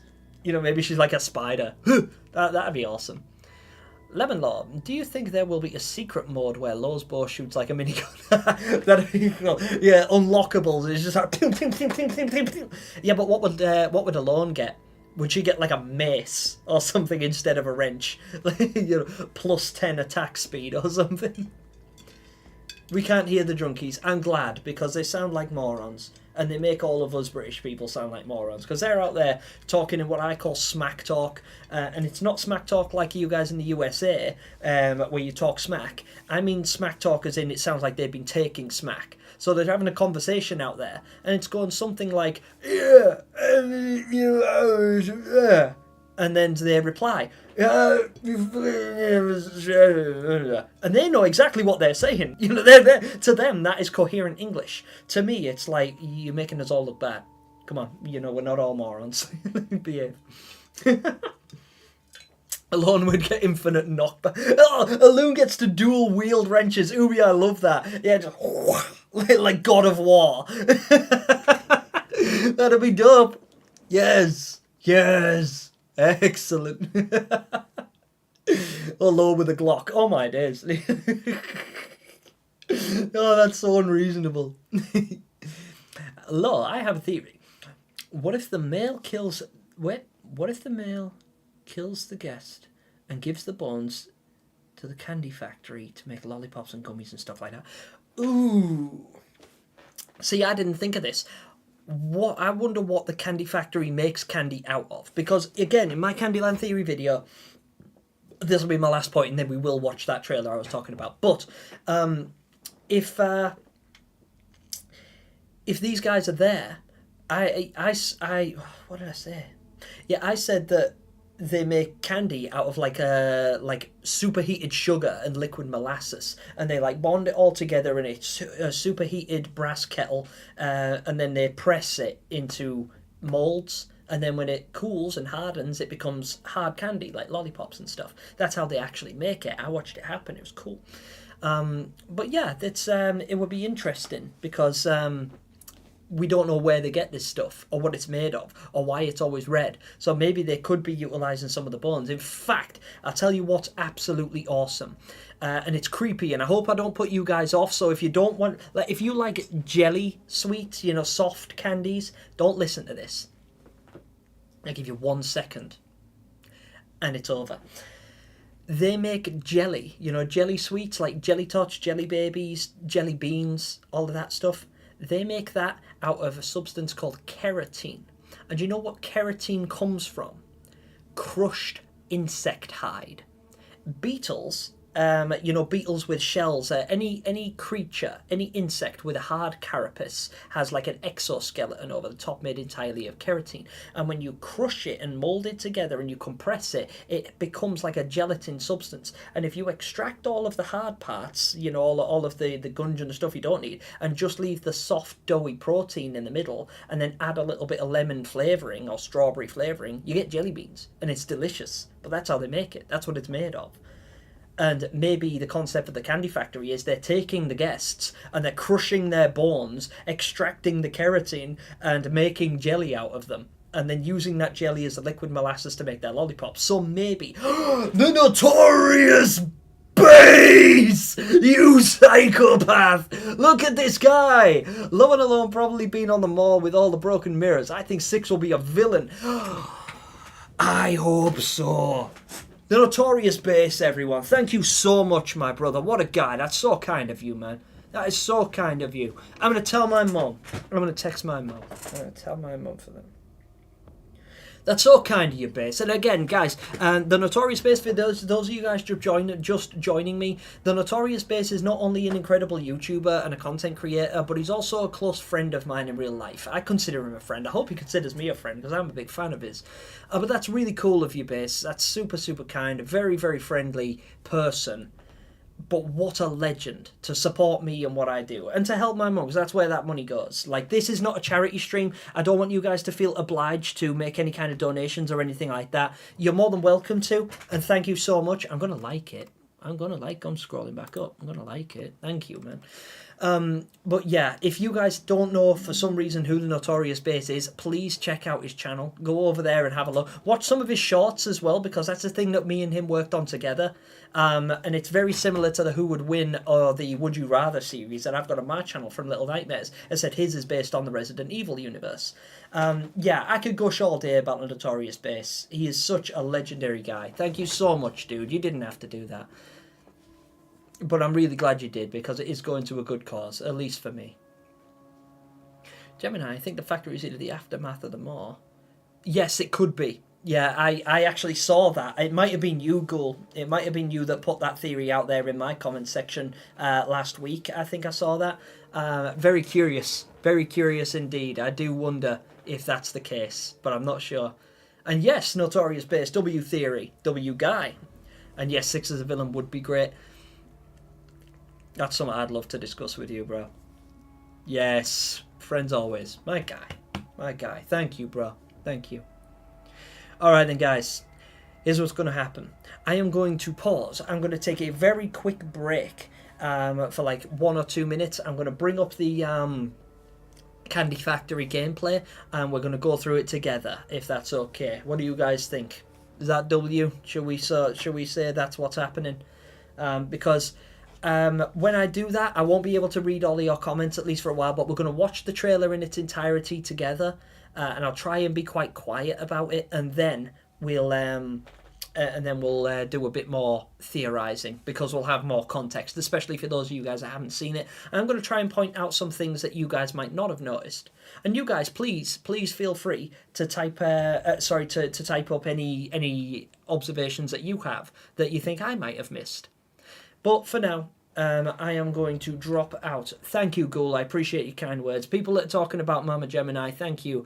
I told her the kind words that you said, and I show her these comments as well. When people say nice things about my mum, who's not very well, it cheers her up and it really makes her feel better, especially while she's stuck in the hospital. So when I go visit her, I bring up these chats, and I'm like, look, Ma, people like you. And it makes her smile. So thank you, guys. I appreciate each and every one of you and your kind words. No, you're not overstepping at all, Fulcrum. She is. She's doing as good as she can. She's in the best hands. She's currently in a Macmillan cancer hospital in a town called Cottingham, which is like highly reputable. It's a very, very good hospital. I go to visit her now and again, not as often as I'd like to on account of money and things like that, but it is what it is. But it's like a hotel. The place is beautiful. It's like got a nature reserve and everything. It's a very good place. She's in very good hands, and she's being taken care of. Hopefully she's recovering, but it's really hard to tell. But yeah, you're not overstepping by asking how she's doing. It's very kind of you to consider my mother in, in the given the state of affairs. But anyway, before I go ahead and get emotional, I'm going to take a break, and we are going to move on to this. Gemini has W parents. Your mum raised you right. Thank you so much.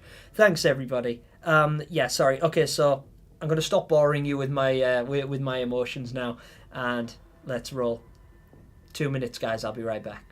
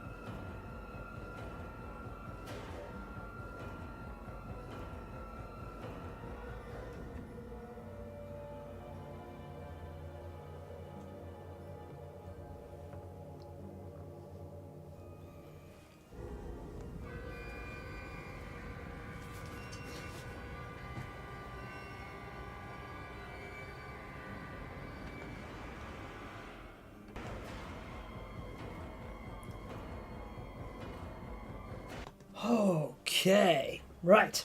So, as you guys can see, there is a background display for the moment. I'm trying to get it so that my video capture device will come on, but it's arguing with me. Let's see.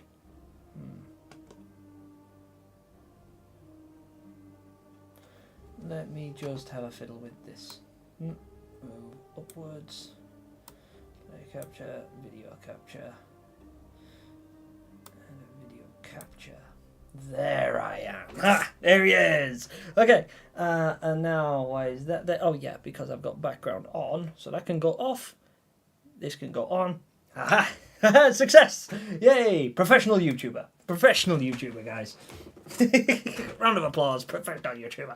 I know what I'm doing here. All right. So, took a quick break. I am back. I have returned. But now chat's over there. Because I've had to switch the screens around, and I am going to be a little bit ignorant of the chat while we're watching this. Now, this is the Little Nightmares 3 Candy Factory gameplay from PAX West, which took place in Seattle, Washington, just the other day. I think it was the day before yesterday, and this was leaked, question mark. I don't know if it's a leak or it's, because it is official gameplay, and it was put out there for the public. It's just the public weren't all able to travel to Washington, D.C. to play it. Fortunately for me, my friend was. Well, actually not fortunately for me, but he did get to see it, and we got to talk about it at length, and it was nice. But yeah, that's all good. So, let's see. Live analysis, hell yeah. So a quick shout out to the channel owner here, Game Tyrant. Now, I have not met Game Tyrant, but this is the person who was responsible for uploading this footage, and they are the reason that we're able to review it at the moment. I understand that other people have since uploaded it, but this is like the highest quality footage that I could find, and I want you guys to get the best idea of it, because obviously YouTube compresses all of the footage. Or any video you put up, YouTube just compresses it automatically for the sake of not objectifying. What's the word? Improving the video quality, or at least the quality of your experience. And then because you guys are watching it through a third party, i.e. myself, it'll compress it again. So I may be able to see some stuff here that you can't, just on the grounds of the compression and the video's not being optimized. But we're going to get into this. And I'd like to know what you guys think. I want you to pay close attention to all your surroundings and stuff like that. My face may be in the way of some of this, so I do deeply apologise if it is. If some of you guys would prefer me to turn off my camera so that you can get the best experience, let me know now. Also, Blazing Fire is in the building. What's up, my brother? I haven't seen you for a long time. Hope you're doing well. Parks is up in the building. How are you doing, bro? Alright then, guys, here we go. There's 40 of us up in here. Hey, also, so quick thing. If you haven't hit the like button already, please do so. If you are not subscribed, please do so. If you want to, there's no obligation, but I do release content like this, and I'm really proud of it, so you should. Also ring the notification bell, because I know that a lot of you guys don't get notified when I'm live and when I make new uploads and things like that. And I see a lot of comments saying, oh my god, how did I not know this was a thing? And it's because YouTube won't give you a notification unless you ask them to. And you do that by clicking that notification bell. So if you haven't, please do, because it will help both you and me. And finally, there is a poll up there, or over there, or wherever chat is at the moment for you guys. For me, it's over there. But yeah, as far as the poll goes, feel free to vote on that, because so far we have 133 votes and over 50% of them, so over half of those people voted for the carnival. And that's interesting. I'm not surprised by it, but it's interesting. And also, these polls I put up there, and I leave them there for the entire stream, not because I'm boring, but because I use that information in future theory videos. I use it as a means to ask the audience. So if you see me in a future video where I'm talking about the carnival and I say that I'm doing it because most people have said that they're interested in seeing the carnival, this is the proof of it. Like, this is where I get that information from. I'm not just spouting nonsense because it sounds like good for the camera. I'm giving you actual facts that I've researched by substantiating evidence which I've garnered myself through polls like this. and by asking questions in community posts and stuff. So your engagement is very important. It means a lot to me. So here we go. No, please don't take off the camera. Okay, I will leave the camera as it is. Would be fun if it was a separate mode with 2 levels. Yeah, actually. I do think that they're going to end up separated at some point, Alpharat.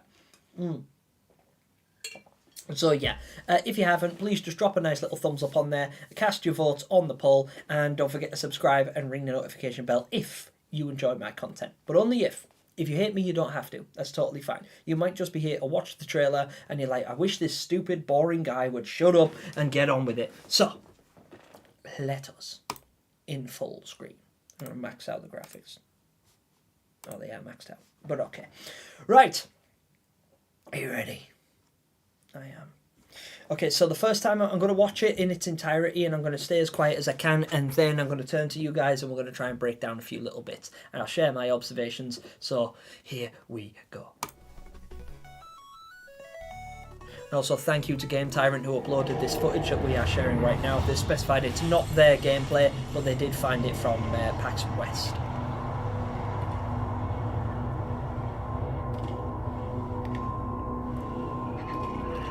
Already got a nice little interaction there.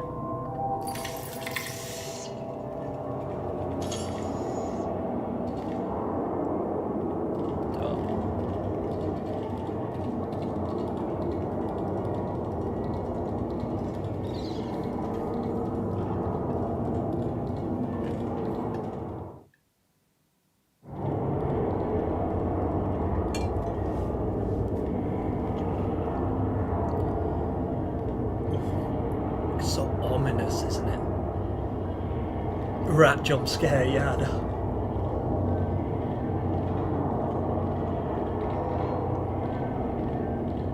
This looks so cool. Does it look okay for you guys? Like, how's the bit rate? It's not. I hope it's not too compressed so you can actually see quite clearly.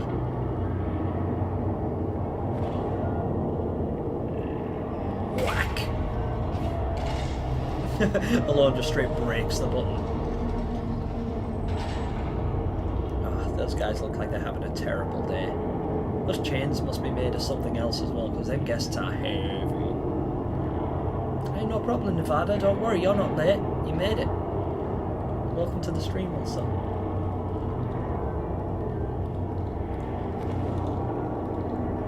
Whack! Alone's such a powerhouse, isn't she?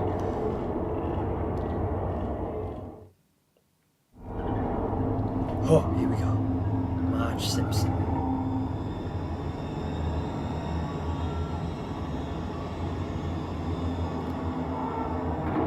Yes.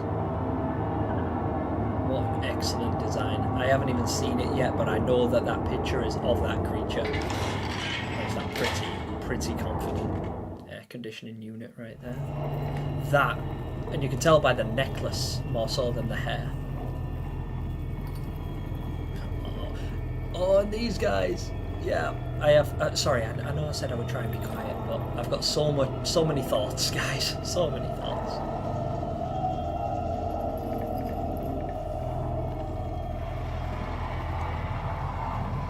Why those workers look like Gemini? Oh, I am offended. I'm afraid you've hurt my feelings. Nah, I'm only joking. I don't have feelings.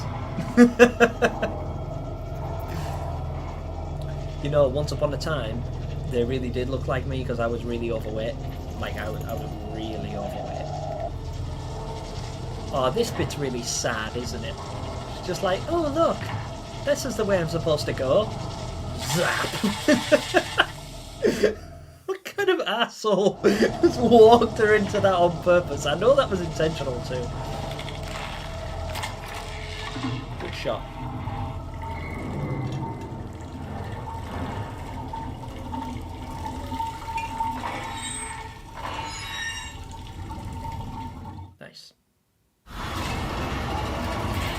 I think this is where you come out after being chased by her, that lady. Oh, look at all the different candies. Looks so delicious. No. Shalom, my child.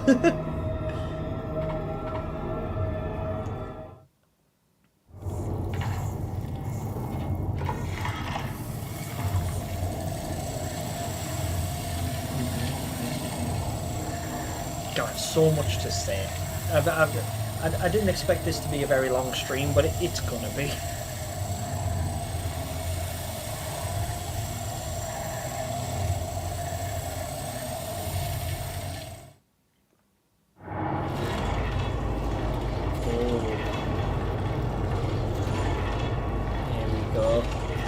You guys are theorizing.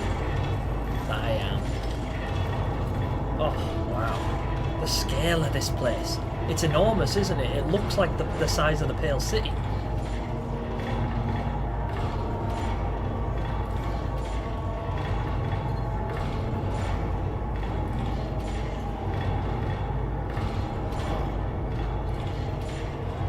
I have so much to say. I'm sorry if you guys are bored by the silence here, but it's because I really want to take it all in, and I'm being quiet so that I can give you guys a chance to take it all in as well.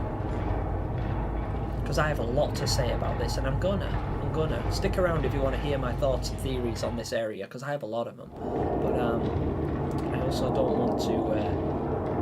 I don't want to seem like I'm just a boring guy who's been sitting here just watching TV with all of you guys waiting for me to say something. So much to observe. And I bet my head's in the way of some of it. I do apologise.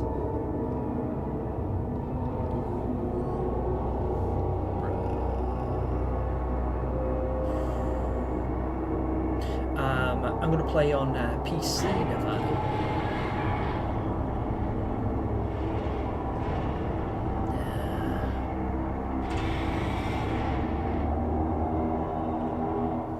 And there we go. Alright. Hey, Black Myth Wukong, cool.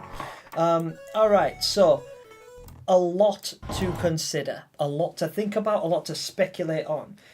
Gemini, how did you get to play the game? I didn't, Nevada. I'm not playing. This is a trailer on YouTube, look, and it's by Game Tyrant. Game Tyrant uploaded this footage, and they claim that it's not their gameplay, but it is footage that they have come into receipt of in some way or another. I don't know how. I didn't speak to this person, but it's. I wanted to review this footage with you guys. I could have picked several channels because it's been uploaded off a bunch of different ones at the moment, but Game Tyrant seems to have the highest quality footage for us to review.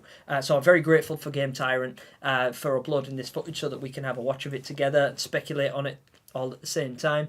And I do apologise if the quality of the footage seems lowered or somehow obscured on account of the fact that you're getting it filtered through a YouTube Live like mine.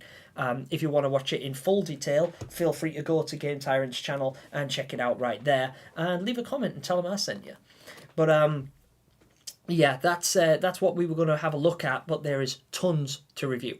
But yeah, I am not playing the game, unfortunately. The only way I could have played this is if I happened to go to Seattle, Washington last week to PAX West and play it there, which is where the person who actually got this footage in the first place, that's where they got it from.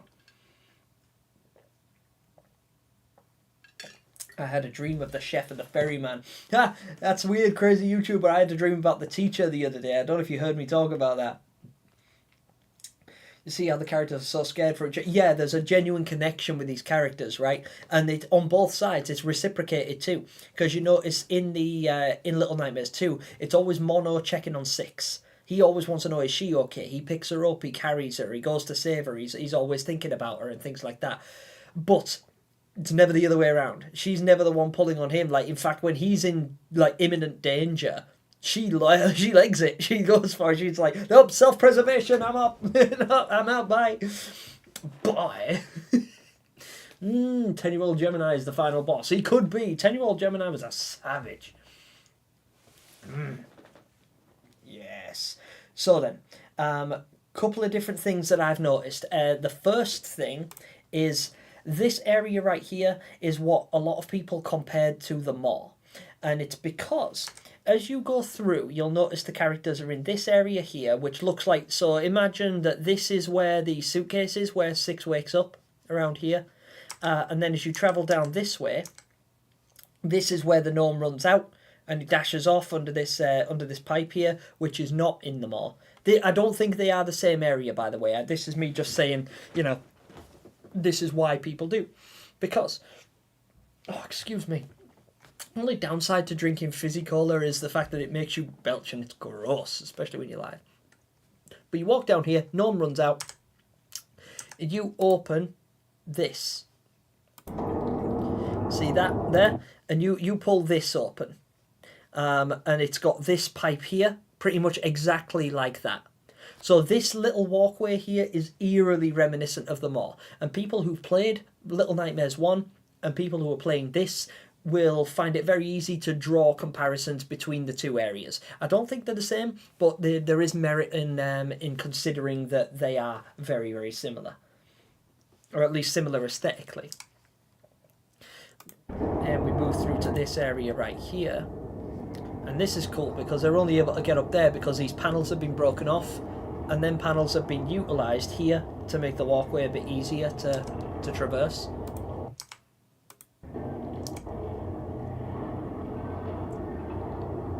We've got these guest guys floating around. One of the descriptions that said Lo and Alone have been friends longer than they can remember. So yeah, they've been in nowhere for a really long time, right?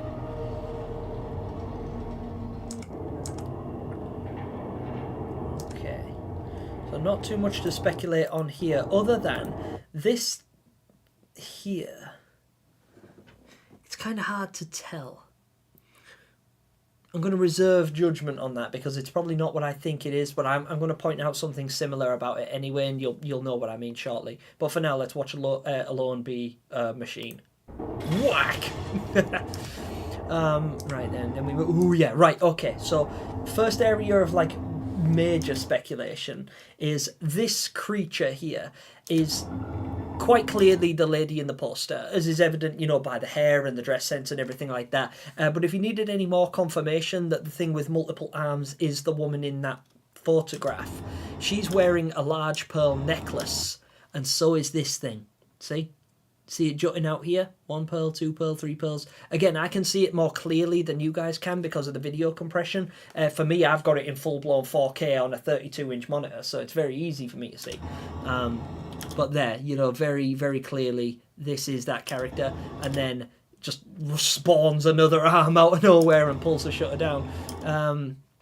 For no apparent reason, actually, but yeah. And also the way it moves, somebody said it moves like she's on wheels, and it does, actually. She sort of, like, glides along, doesn't she? Now, that could be because she's got multiple legs, or... And this is... I'm going to say this now, live, while I've got the opportunity, because I don't think people will believe me if I say it later. But there was a concept early in Little Nightmares 2 for the patients where one of the patients was going to drag along one of the others that didn't have any legs on a wooden pallet. And, you know, they dragged them along on wheels like a little wagon. So they pull it along behind them. And when I designed the nurse character for my speculative DLC Chapter 3, I designed the nurse with no legs and crawling.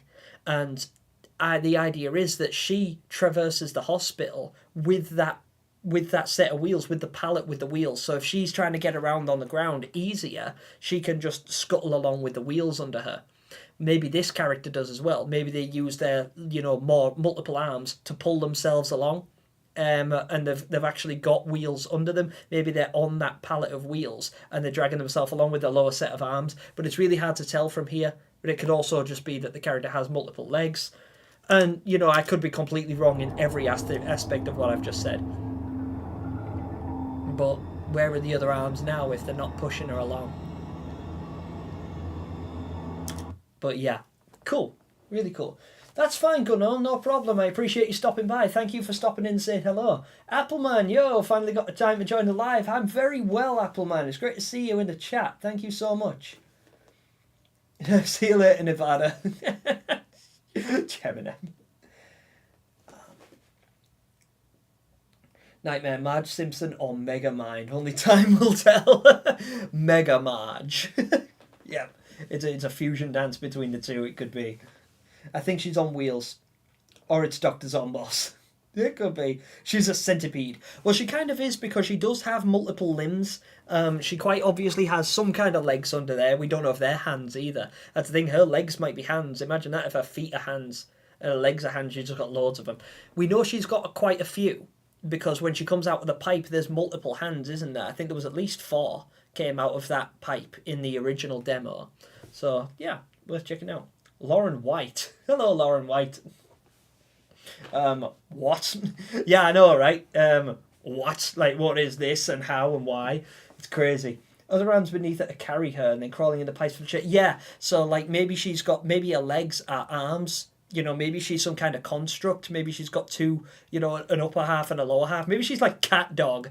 You know, she's got two torsos. Maybe she doesn't have any legs. Maybe she's just got two upper bodies attached to one another. The other one's hid under her dress, like Voldemort under the nook. It's just scuttling along, dragging her along the floor on wheels.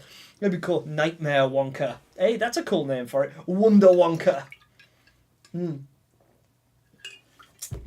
think she's from The Walking Dead. I think she's from The Crawling Dead. Let me know, when will the next DLC video come out? I'm not sure, but I have a great idea. I know the direction it's going to take already. I've already started to put it together in my mind, but I'm only able to work on it when I'm not working on other projects and I have jobs, like real jobs outside of YouTube that I have to do in real life. So it may be a little while. I don't want to say that it's going to take as long as the other one. It won't be soon. Like, it's not going to be like next week or anything like that. We probably have at least a month to wait before I do release the next DLC video, so I apologise for that. But I do ask that you be patient because these are the biggest projects that I work on, and because they're entirely my own, I have to fund them entirely on my own, and then I have to work on them entirely on my own, which takes up a whole bunch of time. And I don't get much time. That's why I only go live like once a month, because I dedicate one specific day to go live so I can address all your comments and thoughts, theories and speculations and all the rest of it, and do stuff like this. The rest of the time I'm at work, and it just sucks. So I am sorry about that. But I do try. I do try. Ticket time. Jeffrey Circle. Hey, how are you? Welcome to the stream. Tomasha Ake glows a bit, so maybe his fear is the dark and not 6. Maybe. I mean, it would stand to reason that he's afraid of 6 given the end of the last DLC, but either way. I'm calling her the supervisor. When I originally not conceptualized this character, but when I first imagined this character, I was going to call them the manager. But supervisor is actually better, because that would be the title. You don't really get a factory manager. Well, you do get a factory manager, I suppose. But the factory supervisor makes sense because the supervisor would be on the floor, wouldn't they? They would be the one patrolling and checking everything is right and sorting things out when it isn't. I like that name, the supervisor. Excellent. Yeah, that's good, that. Haley, literally no one. Literally noon. Hi, Gemini. Hi, Haley. How are you? Hope you're doing okay. Welcome to the stream. I'm glad you can make it. Alright, let's move on. Are you making your own Little Nightmares DLC? Haley, I have... so I'm not making the game because I have no game-making experience, but what I have been doing over the last couple of months is making a speculative DLC pitch series. So it's basically a series of videos where I imagine what the Little Nightmares 2 DLC would have looked like. And I've done 3 episodes of it so far. I've called it the Lost DLC. And you can find it on my channel. They are basically the top 3. Like, if you click on my videos and then search by popularity, the top 3 are chapters 1, 2, and 3 of my speculative DLC. And I'd love to know what you think, because they're the project I work the hardest on. They take a long time to produce, and I intend to make a few of them. I'm working on the 4th one. I've literally just started working on the 4th one yesterday, but it's hard to find the time. But yes, I am in the process of making a series of it. If somebody would, come to me and say, I'd love to make this into an actual game, so would I. It's something that I would absolutely love to work on, but I do not have the skills or the assets necessary to make that happen. The best I can do is create a video and, speculate and see what you guys think of, what if this was real? But I feel like I do a reasonably good job because I've got I can at least animate on a rudimentary level, and I have a really analytical, logical mind, so I'm able to think things through and interlink things together and utilise existing concepts. And I like to think I'm a fairly good storyteller too, so you might enjoy it. I hope you do if you decide to check it out. Anyways, let me continue with this because there's more that we can speculate on, right? Outside of Marge Simpson there. the secretary. I mean, yeah, that's another thing, because you do see her in probably the next scene actually holding a piece of paper right there. There she is. So this is what I imagine that character is. And I think that's, it's fairly obvious considering these scenes like blend into one another. You see the silhouette and then you see her, but inanimate. So she's got the long fingers with the sharp fingernails that we see coming out of the thing. And then, she's wearing the this nice suit and everything like that. And she's got the pearl necklace and the hair. It just makes sense that that's her. The only thing that throws me off is the fact that when we see Lowen Alone being chased through the vents by a creature with long arms, it has bare sleeves. It has bare arms, and then it has sleeves up here, which are white and blue with a white cuff, like a t-shirt, like that, and it sort of puffs out at the top here. This character in this picture in particular does not. She's wearing like a suit, like an overcoat. She is wearing white underneath, so it's possible that she will remove that at some point. Like maybe she'll discard it and we'll get a good look at her, and we'll get to see all of her arms and her spindly, it could be a really cool reveal. And then she notices us and chases us, and that'd be cool. But that's the only thing that throws me off, is the fact that the arms, like the outfit she's wearing, doesn't quite match the outfit of whatever chases us through the vent. So it's curious, isn't it? Like, maybe we're seeing two separate enemies here and we just don't realise it because they're so very similar. They might be intentionally thrown as a curveball and they don't want us to look deeper because we think we've already got the answer, but we don't. Because whatever chases us through the vents has long, spindly arms, but it's got a blue cuff with a blue sleeve with a white cuff. And this character doesn't. So unless she removes this big overcoat thing that she's wearing, then I think that there might be two different creatures. But we will see. I'll reserve judgment. I'm just saying. Jen, can you read my last message? I'll try, Nightmare. It says message retracted. I'll go back to the next one. True meaning of Law's name. Because Little Nightmares 3 is going to be low quality. No, Nightmare! No, it's not. Blasphemy. Betrayal. Take it back. Retract that message. It's going to be dope. It's going to be dope. Say it. Say it's going to be dope. Because if it's garbage, I blame you. It's clearly not garbage. Like, even if all we got was the pre-alpha, I would be stoked with that. I think that was amazing. Eminem collab confirmed. Gemini Eminem collab confirmed. That is not going to happen. It's the barber, probably. I like the multi-arm character in the trailer, but let's be honest, Roger with multiple arms would be much funnier. Yeah, Giga Roger. Absolutely. That smile is haunting. It really is. It really is. Tom Asher says maybe she can make an arm any place on her body. Yeah, so like she could do. Maybe she has loads of them. Like maybe her entire torso is just arms, but she tries to simulate humanity. Okay, here's the thing. It's off topic, but it goes back to what Tom Asher just said that gave me an image in my head. I watched a movie years and years ago called Mimic, and it was very scary. It was about insects. They were like a type of cockroach. A genetically engineered cockroach that was designed to be released into the sewers and, kill, like, other cockroaches and rats and things like that. They were designed to hunt and clean. But they evolved and they got bigger and bigger and bigger. And eventually, the thing is, their main thing, a lot of insects, and these particular insects in question, learn to mimic the thing that they hunt, so that it's easy to get close to it. And it gets to a point where they get so big and so tall and so strong that they start to mimic us. So when you see one at a distance down a dark alley, it's just standing there, but it looks like a guy in an overcoat. It just looks like a man hunched over in an overcoat like that, walking along.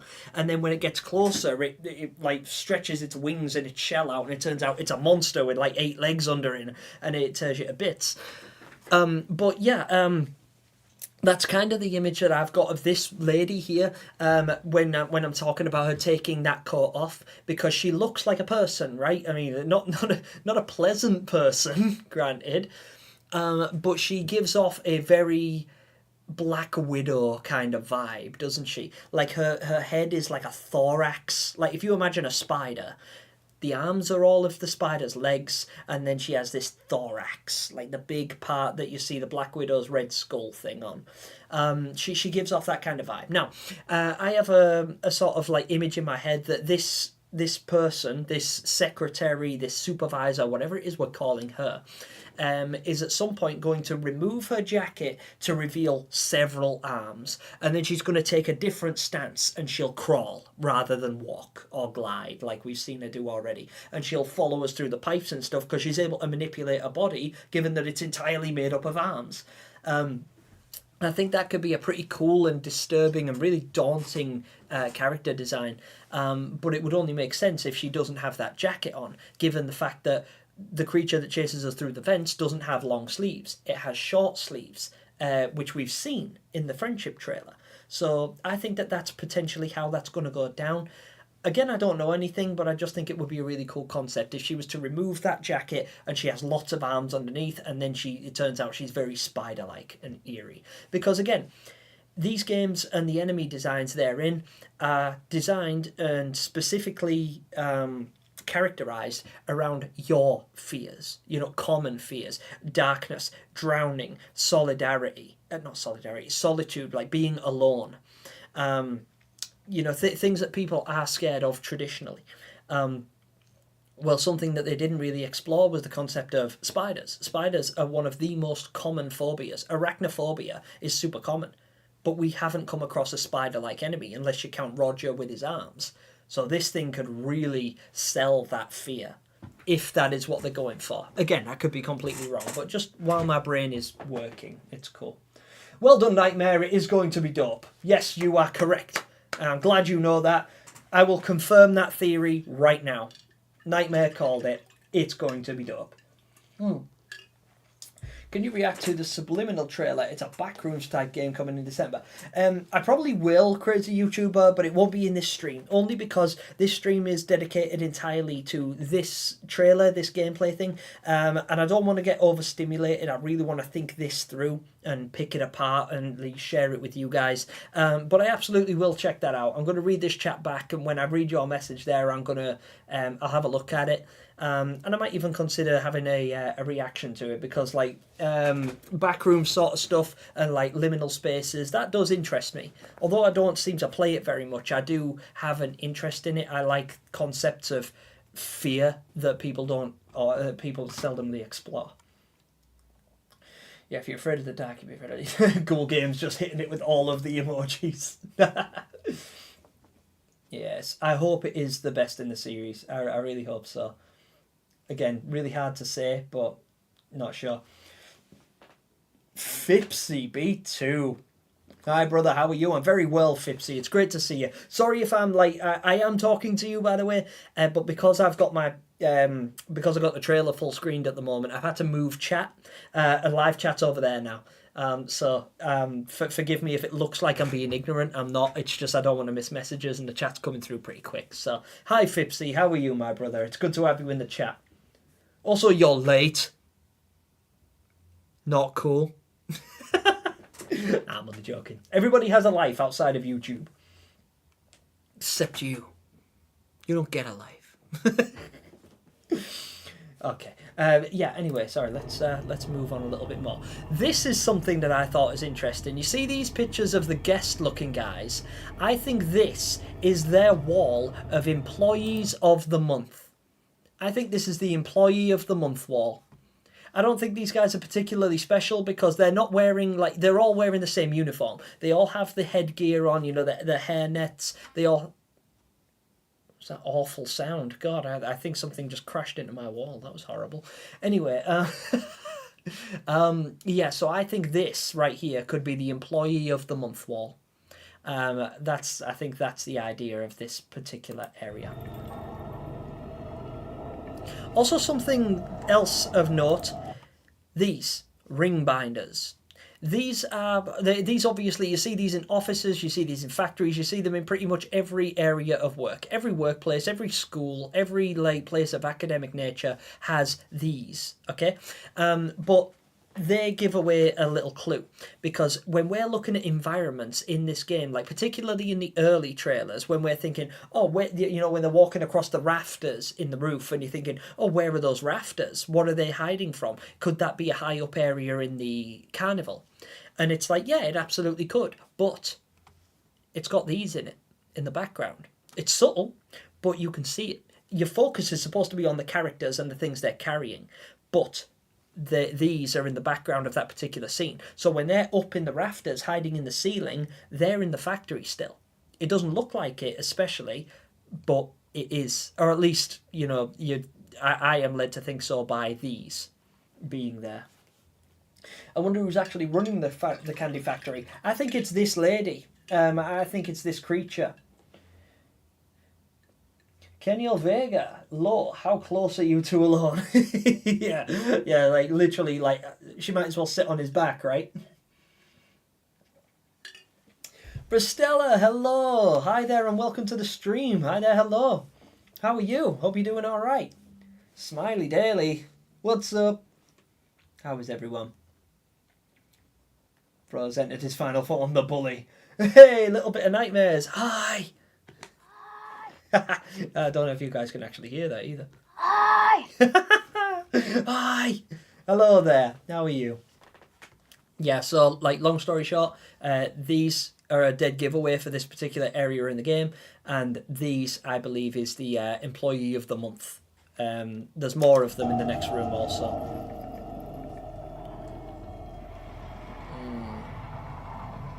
Go on, Alone, you're so strong. Oh, look at her go. Oh, yes, I noticed something. I know something. Take note. Pay attention. Listen. Gemini, do you prefer Law or Alone? I don't know. I haven't got a favourite character at the moment. I'm kind of leaning more towards Alone, but I feel like it's because she seems like she needs taken care of. And like, I want to play as Law so I can protect her. But also, I know the game's going to end badly, and I'm like, oh no, I don't want to fail her. You know, I don't want to let her down. So I don't know. I love both of these character designs. They're excellent. I don't necessarily have a preference because I like different aspects of each character individually in equal measure. So it's very hard for me to pick a favourite. What about you? What's your favourite character and why? Goodbye, Nevada. Thanks for stopping in. I appreciate you stopping by and saying hi. What if there's a new shoe monster, candy monster? Yeah, there could be. I thought that when they were wading through that big pile. I wonder if she will... Yeah, she might kill us in this area. You will not be eating a hat, Gemini. No, I won't. I won't, Ghoul Games. Absolutely not. Unless it's a good ending, in which case I will. But it's not going to be. Trust. I'm good at this. What is your opinion on Fipsy's thoughts that Alone should sacrifice herself? And was her... Is that really what you think, Fipsy? You think that Alone should sacrifice herself for the sake of Law?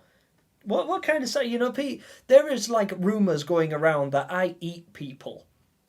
And I am not that bad. You're a monster, Fipsy. Right, guys, listen. Take this on board. Notice something. See here? Right here, you guys probably can't see it. I wish I could zoom in, but it looks like drag marks. Okay, it could be from this. You know, it could just be an indicator that this box needs pulling. But you'll notice that these drag marks pull that way and then curve into this door where Low is standing at the moment. Do you see? Do you see that? Can you guys see that clearly? These drag marks look like fingers that have been dragged or something that has been dragged along here and into there. Okay? Now, I want you to bear that in mind for me, because I think that room right there, the room that Lo is trying to get into, is the monitor room that we saw. I tell you what, give me 1 second.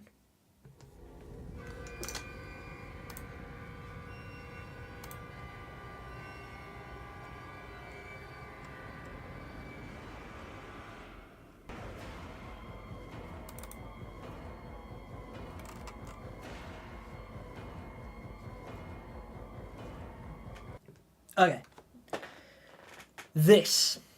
I think that this door right here is this door right here.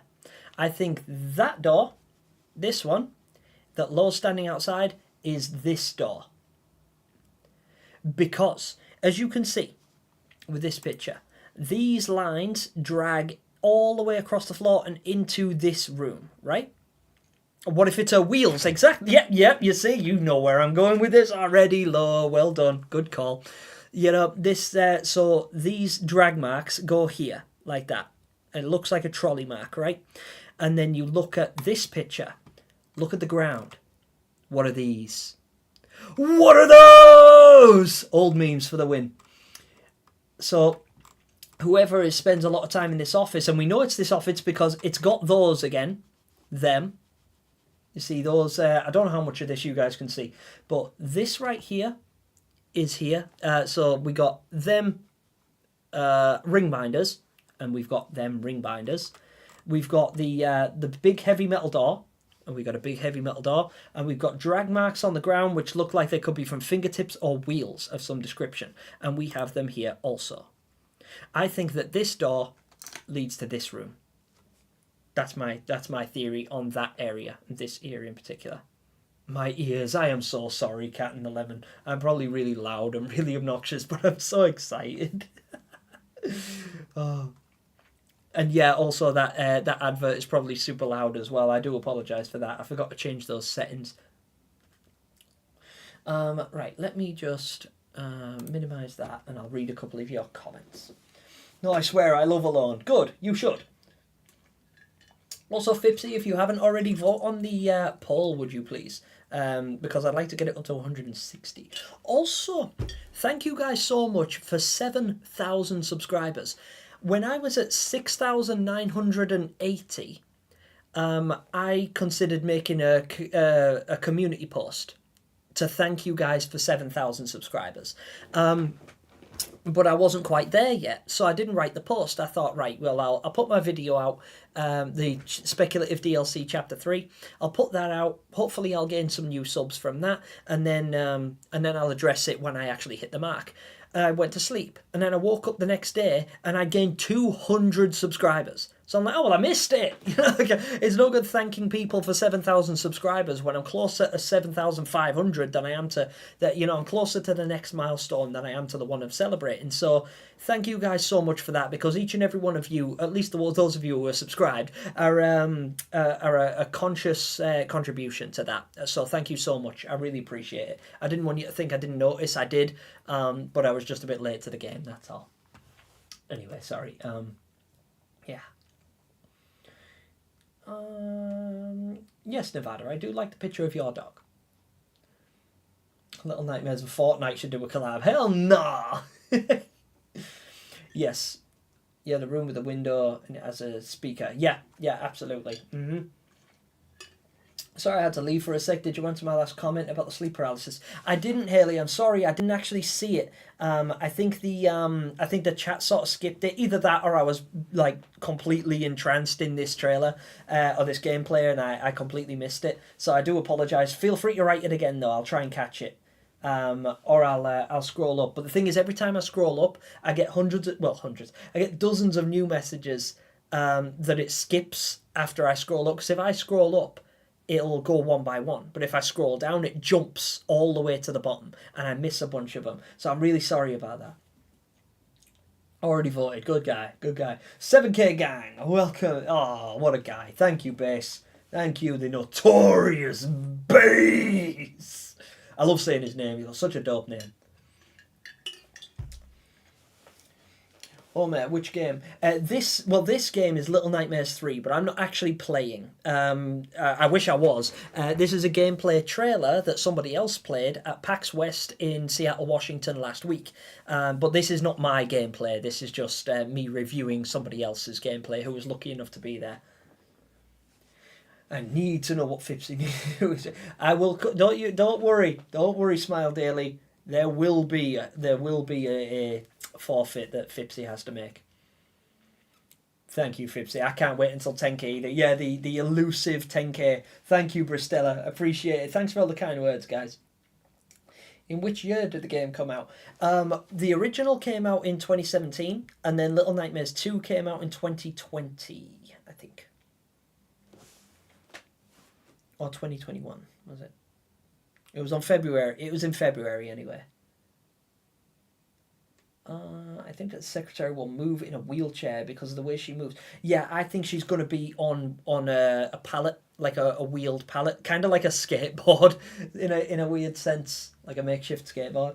My friend wants the game to end with a kiss. Ew, no. No, unnecessary.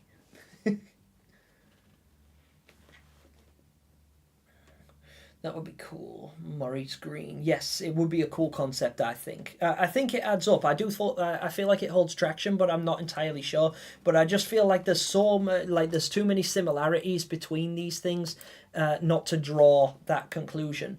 Just seeing these drag patterns on the ground, then these ones here, then we got them ring binders, these ring binders. I do think that this room right here is the supervisor, the secretary, the spider lady, whatever we're calling her. I think this is her office. I think this is her main quarters, where she is able to check the cameras and make sure everyone's doing their jobs, and then she can shout at them over the tannoy.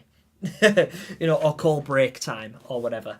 And I think that's why when we see the picture of her here, she's holding a piece of paper, as you can see. She's holding a piece of paper right there, because she's probably in that office right there, doing her work, probably holding one of these pieces of paper here. So yeah, I just feel like that adds up too nicely. We might have answered that question. I hope I'm right. I hope that's cool. But it's also curious as to how they got in here and why they're in here. Because that door right there, I could be wrong. It could be this door. They might have flipped this image or something, because that'd be easy enough to do. But until the game's released, we don't know. But that's my speculation so far. I hope you guys at least found it a little bit interesting, because I know I talk a lot. Fipsy beat me up in school. Damn right I did. And if you don't do that, Fipsy, we don't bully here. Don't make me subject you to the moderator. You know what though? That's how I'm tempted to animate a Fipsy bully doing the scream.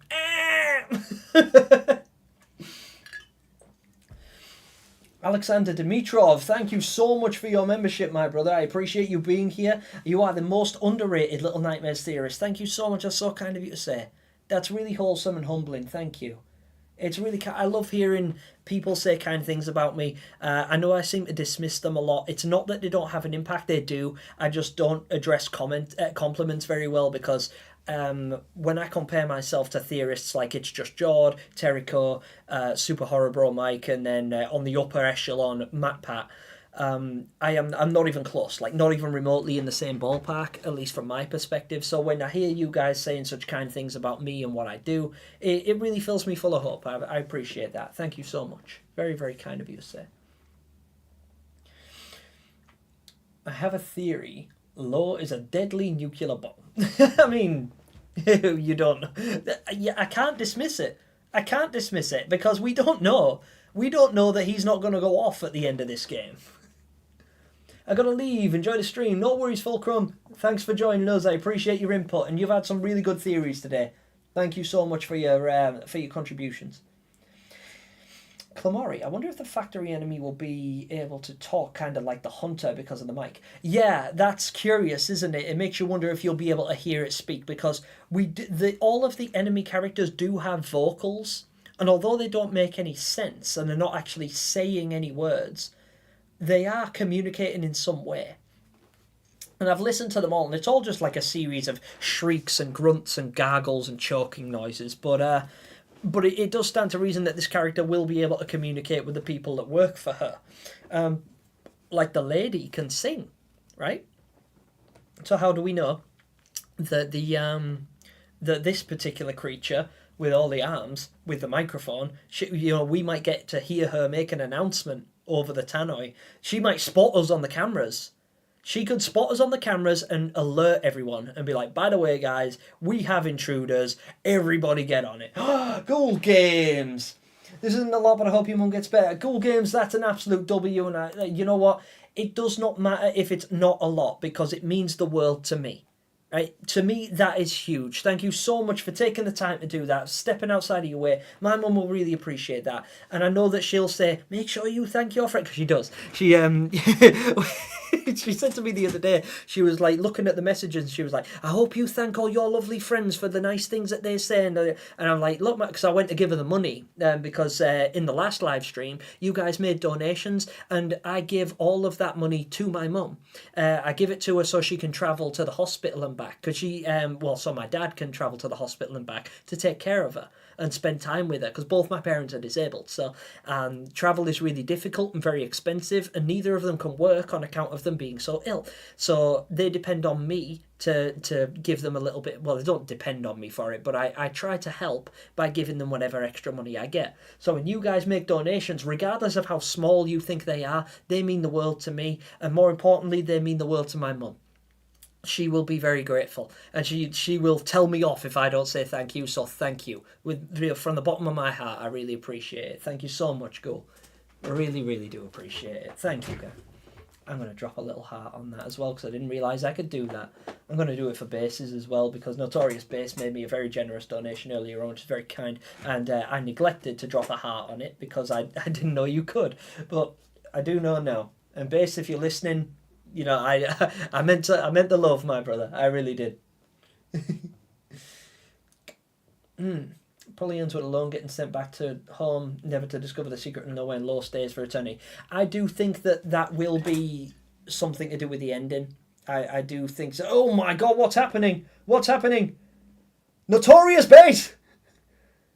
Eltac, what do you got? All right, guys. Like you're gonna make me cry, right? You'll make me be emotional. I'm Stop it.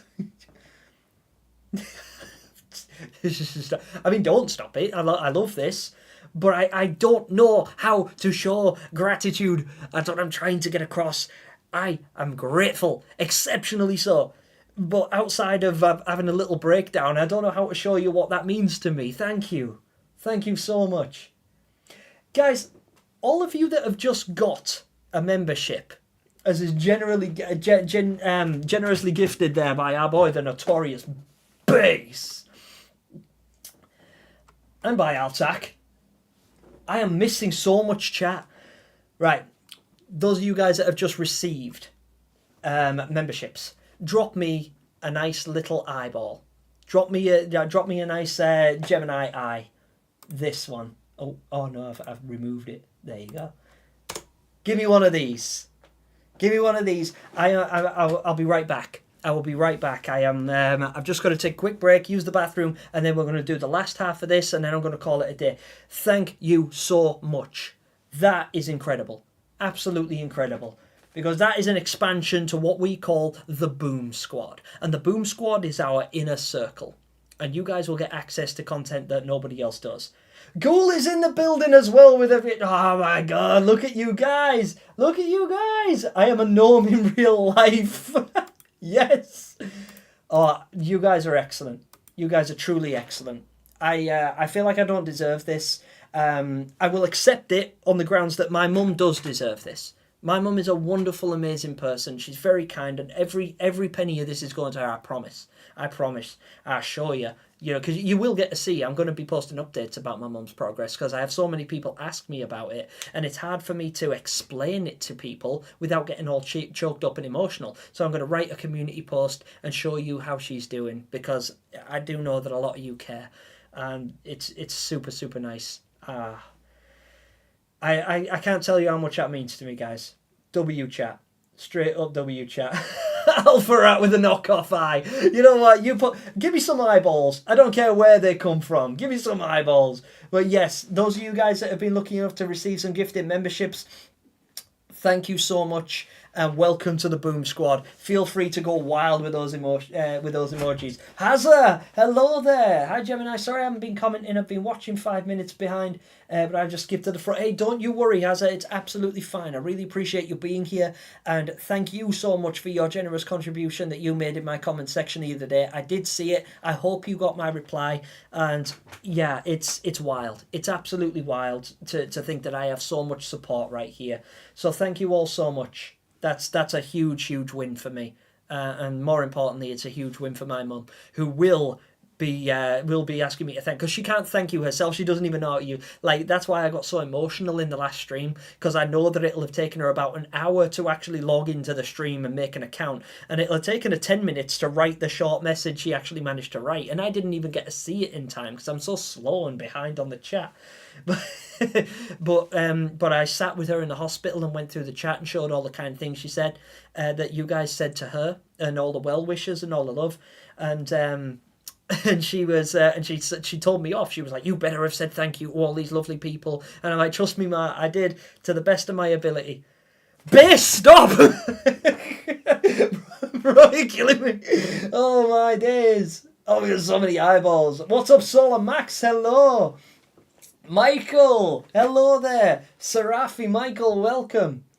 Facile Gens player, hello there. Everybody, welcome in. Fipsy is a member. Oh no, oh no, we've given Fipsy B2 access to the membership program.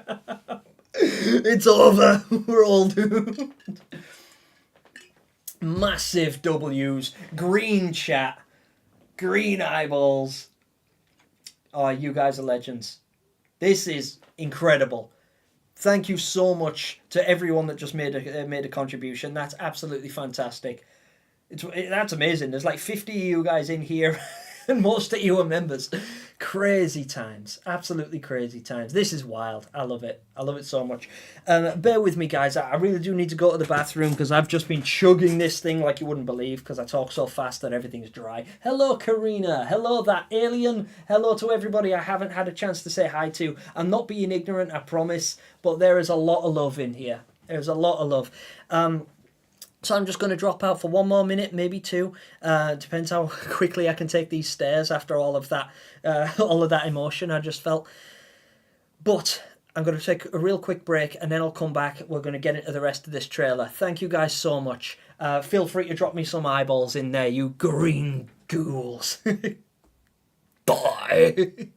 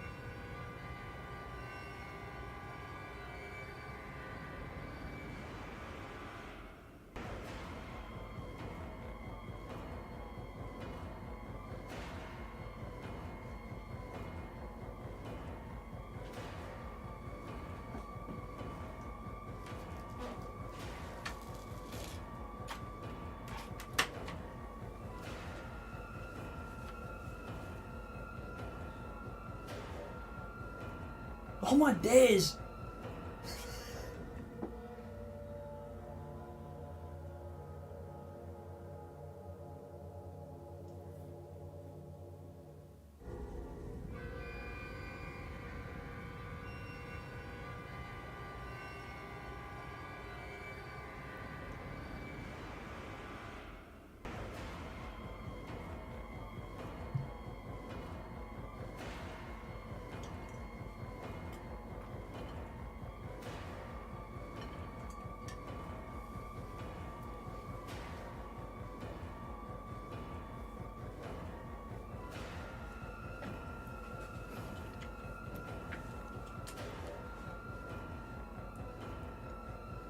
Base! Stop! Bro, I don't know what I do. I went back. I'm thinking, right, you know, I'll let chat calm down a little bit, and I come back and it's got worse. It's gone crazy. Legitimately, it's like the factory. You guys are the workers. This is you. This is you guys right now. Oh no. Oh, that's not good, because that's the problem. See, if these are you guys, that makes this me. Oh no! Gemini is the factory enemy confirmed. Oh my god. Guys, I just need to give a very, very brief but very, very well-deserved shout-out to my Boom Squad, particularly the Notorious Bass himself. If you guys would be so kind, and I need you guys to do me a favour, so listen carefully, because this is important, okay? I need you to just scroll down just a little and have a look at my description. If you scroll low enough, you will find a special thanks section, and it's dedicated entirely to Boom Squad members who are also YouTubers. And there's links to each and every one of their channels. You will find Ghoul Games in there, and you will find the Notorious Bass. And you will also find Just Jord and a couple of others. The Boom Squad are there because I have an agreement with members of a certain level that I will promote their channel to a degree in my descriptions and things like that. It's just one of the perks that comes with being a member of the channel and also being a content creator. Any of you guys that are content creators who have just become members of the Boom Squad will find your links in the description of my next video when it comes out. But I need you to drop down there for the moment, have a look at who's in there, check out Ghoul Games, check out Notorious Bass, and subscribe if you like what you see. Please, for me. In fact, not please for me. I command you, as your factory official, get down there. No, I'm not going to be a douche, but thank you. Thank you guys so much. And if you wanted to show some gratitude towards a Notorious Bass for his very generous donations and his massive drops just now, please drop down into the description below, check out the Notorious Bass's channel, leave him a lot of love in the comments, like his videos, check out the shorts in particular, because that's something, that project that the Notorious Bass and I worked on together, and I am not just blowing smoke. This guy is worth checking out. I said that before the donations, I will continue to say it afterwards. If I haven't made it clear enough, this guy is worth checking out. If you like what you see, please subscribe and drop him a little comment, tell him Gemini sent you. Now, Gemini, I don't know how to join the Boom Squad again because it doesn't say join on iOS. That's okay, Hazard, don't you worry about it. You already made a very generous donation in the comments the other day anyway. And I do not expect you to join the Boom Squad. It's just an extra bonus, because that way, like, I get a bit of extra income which will help fund certain aspects of my life, i.e. my mum's travel, excuse me, future videos and projects and things like that, buying me new socks, and you guys will get some extra perks and extra benefits from that as well that are listed over on the join page. If you can't find it, that's absolutely fine. I will, in fact, if you really want to, and don't feel obliged, but if you really want to, again, you can scroll down on my page and just click memberships, because there's a couple of tabs. There's home, videos, lives, shorts, community, and membership. If you click memberships and scroll down, there should be a join button on there. If there's not, I do apologise. I don't use iOS myself. I'm an Android guy because I'm broke. But also I prefer Android anyway. But yeah, just if you get a chance and if that's what you want to do, feel free. But again, you're under no obligation, as is nobody else. Like, none of you guys have to do this, but it means the world to me that some of you do. So thank you so much. I really appreciate you all. Thank you so much, Base. Thank you so much to everyone who's been involved. And yeah, I have been distracted for long enough. Let's move forwards. So yeah, also, what do you guys think? Do you think that this wall here is the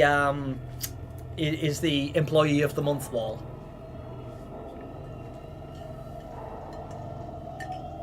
Altac, yes, I couldn't agree more with that statement, Altac. This stream is just people that love each other and speak with one another, but we don't even know each other. That's the community aspect. That's the thing. That's what I love about being a YouTuber, particularly in this community, which is, forgive my pun, notoriously toxic. You guys will all see the arguments that break out in the comment sections and things like that, particularly since the release of Reanimal. Little Nightmares community, especially some of the younger audience, can be really toxic and really overwhelming, and you guys just aren't. Like, you guys are the upper... Oh, poor Alone. You guys are the upper echelon. You guys are the preferred demographic, and yeah, I couldn't agree more. We all get along for that very reason. We're not, we're not getting political. We're not getting offensive. We're not. It doesn't matter who we are or where we're from. Our colour, creed, sexual orientation, preference, gender. We're all here for this. We're here for Little Nightmares and to share a love of this game. Theorize about it, speculate on it, and it brings people together. And that's what I love about what I do. And having people like you that support what I do just makes it all the more wholesome. Straight up. Gemini chat family. Yeah, W. Yeah, absolutely. Salute Notorious. Absolutely. Absolutely. You guys who have got memberships, drop me a salute in there for the Notorious base. If you can find the emoji. If not, just give him one of the eyes. Because he'll get it. Give him the eye. The old all-seeing eye of Gemini. As a person in the younger side, below 16, I love both. And you do exactly right, Snowfall. Because gaming is gaming, right? Like they say, love is love. Gaming is gaming. Just enjoy it. Enjoy it for what it is. And if you don't, that's fine. But you don't have to hate on it. You don't have to hate the people that do. Just live and let live. Game and let game. And notice that these pictures have all been taken down here. This is interesting, isn't it? So there's a bunch of these. These could be old ones. Do you think maybe these are deceased workers then? Because she has a wall of these looking characters here, all very similar aesthetically, in the same uniform and stuff. So we reckon that these people right here are the workers, and the pictures, the ones that are portrayed in these portraits, these pictures right here, the paintings, are the employees of the month. So these ones that have been removed, do you think that they're people that have died since? Do you think that they are now deceased and have been removed from the wall on those grounds? Or do you think that time just moved forward? Solar Max, what's up, Gemini? How are you? Sorry, I haven't been able to be here. Like, hey, don't worry about it, Solar Max. I say that all the time. We've all got lives outside of YouTube, and not everybody is able to make it to these streams, and that's totally understandable. I have a lot of friends who are YouTubers, and unfortunately, I'm not able to join in when they go live because I work a lot and I miss it, and it's a shame. But it doesn't mean I can't catch up. I totally understand if people can't make it to the streams. What's important is that you enjoy yourself while you're here. It's another reason why I go live for so long. Like, I'm probably 2 hours deep now, am I? Something like that? Yeah, 2.5 hours deep now. God damn. So, yeah, don't feel bad that you can't be here. Not everybody can, but you're here now, and I appreciate you. Yes, Hazard is exactly right. Same, I'm a teenager, and like you said earlier, I'm happy with both cakes. That's the way I see it. We got both cakes. We get two. I'll have a slice of each. Thank you very much. Alright, moving forwards with this trailer. Let's see where we're at. What if the photos on the wall are some of the monsters corrupted by the TVs? They could be. Ow. Ooh, I got hurt then. Ooh. That's right, okay, interesting. So this pipe is obviously full of that stuff that's being pumped out into the compressors. So that's fairly straightforward. But what's the net for? Because it rips fairly easy with these guys only having a little bit of weight. I assume it's to catch falling candy, considering the piles of it that are down here. But it looks like there's been a serious amount of overproduction here. Maybe this is a garbage chute. So what they'll have in factories is they'll have a line of products that come off a conveyor. And they'll be like, yep, good, because they have people that check it and make sure it's up to standard. I can't remember what they call it, quality control. So in quality control, they have people whose literal job is to check and make sure that the product has reached the end of the line in its packaging and looks good. But if they get a lollipop and it's cracked or broken or not quite developed right, they just discard it, throw it away. It's like good, rubbish, good, rubbish, and they'll keep moving like that. Which is cool. So maybe we're seeing the rubbish pile. Maybe we're seeing the discarded area here. The parts that didn't quite make the cut. Although these ones look absolutely fine to me. Oh, you actually did base your name on Noon from that. That's cool, Haley. Don't want to brag, but I'm kind of a mod in Jaws Discord. That's cool. That's cool. Humble brag. Mushroom official, just joined. Maybe the factory is owned by the lady and the residents are the workers, suspended because their weight. Going to the moor when it surfaces could be a perk of working for her. It could, but also then, what are your thoughts, Mushroom? What are your thoughts on the lady? Sorry, I don't want to call her the lady because we already have a lady. But there is like a supervisor, the character who's portrayed. In fact, I'll just scroll back to it so you can see the image. Now I'll get back to this.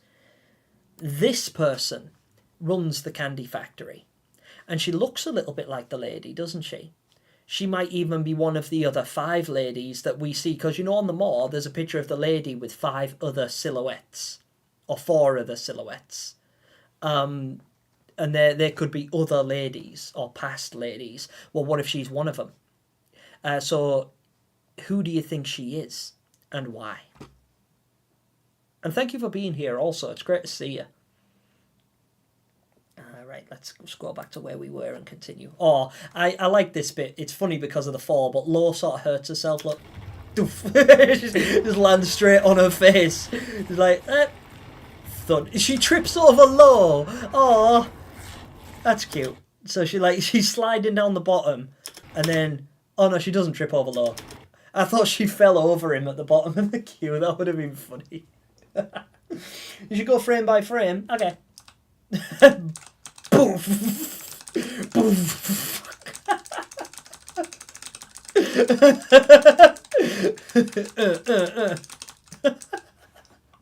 That was a great idea. The net is actually a trampoline. That may be. Haley, I've got to leave. You're amazing though. I always enjoy. Thank you so much, Haley. That's so kind of you to say. And thank you for being here for so long. I know that these streams go on for a while, so if people have to duck out, that's totally fine. You don't need to be excused. But yeah, thank you for letting me know. I have some ideas for I have some epic ideas for monsters. Twin chefs, janitor with overly long arms, and fat people. Snowfall. That is peak. They should make a game out of that. That'll be dope. Because they did, right? Gemini. I think there's 2 DLCs for Little Nightmares 3, being the fat kid in the factory and the other being the kid dressed as a ghost in the carnival. That would be awesome, MSM. I would love to see that. I really would love to see those conceptualized characters brought back. That would be so much fun. I'd really, really like to see that. Also, I am running really short on time, so I am going to let this play a little bit longer. Forgive me if I'm a little bit... Goal game, stop! Oh, that's so kind. You're such a legend. Thank you. There is a lot of it. Oh, Snowfall got it as well. Look at that. Snowfall GT's got the membership. Welcome to the Boom Squad. Thank you so much, Ghoul. That's really kind of you. What a legend. Again, guys, if you haven't already, please scroll down to my... Because some of you guys are going to be featured in it next time. Because you're Boom Squad members now, which is members of my membership program, if you're YouTubers, you will be featured in the description of every video coming up. So, like, within reason, unless I end up with like 1 million members and then there's just not enough room. But I'll come up with a solution if that ever comes to it. But Ghoul Games is in there. So feel free to go down and check out their channel as well, because their link is in the description. Very, very easy to access. Please drop over there, subscribe if you like what you see, and check it out for more Little Nightmares content, because I love it. Think you will as well. That's really kind of you, Ghoul. Thank you so much. Very, very kind. W's all around today, guys, right? Hey Gemini, it's been a fun stream. Personally, my favourite stream so far, because I realised how much streams bring us together. I'm glad I was able to stick around and gift a sub. Have a good one. Thank you so much, Altac. It's been really cool having you here, and I couldn't agree more. This is a very wholesome stream. I did expect to just, like, you know, cover a lot of this and not do an awful lot of talking, but seeing the community, like, so closely knit and so weaved and so intricately melded, it's so nice to see positivity in the chat, because normally the most active live chats are the ones where there is controversy and conflict and arguments going on, because everyone wants to have the last say and everyone has an opinion that they'd like to voice, and it gets very toxic and very unpleasant, and it's just not a comfortable place to be in, especially for a creator. But my community isn't like that. You know, I have the odd hater. Who doesn't? You know, it's totally fine. I have people that will, you know, they'll come in, they'll attack my voice, my hair, my appearance, the way I animate. You know, people just don't like me. And that is totally fine, because that is their prerogative. It's their opinion and they're entitled to it. That's totally fine. What I don't agree with is bringing the hatred into the chat and taking it out on the community and spreading that poison. What I love about you guys is you come in, you show each other love and respect, and you are friendly to one another, and you listen to one another, and nobody shoots each other down. Nobody's here to bully or break each other down or make anyone feel bad. So, yeah. What an awesome stream, guys. Thank you all so much. I am going to continue this a little bit longer, but I also know that the Notorious Base is streaming, like, right now or very soon, and I don't want to miss it. I've been excited about that all day, and I want to catch that at least before I start work tonight. So I'm going to be moving over to the Notorious Base's channel very shortly. This is cool as well, because I suspected when I watched the original trailer that these bugs are scattering out of the light, but I figured that this stuff on the ground wasn't blood. I figured that out because I thought, well, why would insects be attracted to blood? Like these insects in particular, why would they be attracted to blood? They're more likely to be attracted to sugar, the same way wasps are attracted to a can of cola or something like a sugary, syrupy substance. This is that, you know, or sticky molasses that you would make lollipops out of. That's more likely. It turns out it was right. Also, they bypass this ladder. Where do you think that goes? Because they continue. In this gameplay trailer, they go all the way ahead and they walk to what appears to be a door over here with an overhead light splattering up there, and then they've got this big door that I don't know if it's going to open, but it stands to reason that it would. But where does the ladder go? Yeah? Curious, right? Ooh, here we are in the main factory area with all this molasses and other junk coming out of there. Look at the eyeballs in the chat. A Plague Tale reference. Could be. I'm not familiar with Plague Tale though. I'm going to have to look that up, but I will. This is a very interesting scene because you get to see how many of these guys there are and how functional it is.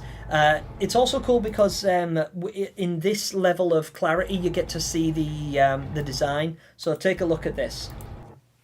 They're wearing boots, like Ugg boots, and they're big Ugg boots. They're drooping stomachs. Excuse me.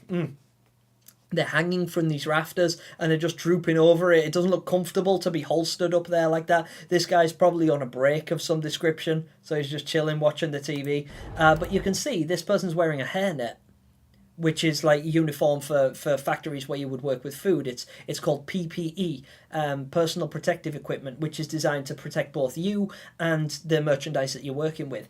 So they should be wearing gloves and boots, overalls and everything like that, which is consistent with the aesthetic of the area. So I like that a lot. That's really cool.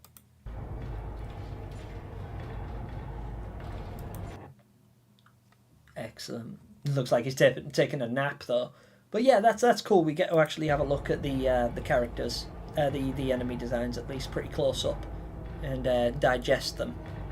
Because that's what I like doing. I I learned specifically how to troll a monster just so I can get a better look at it. Yes, and then this area, somebody speculated earlier on that we might get a chase scene here. You know, we might be chased through the lollipops and the all the other candy that's down here. We might get chased through this particular area.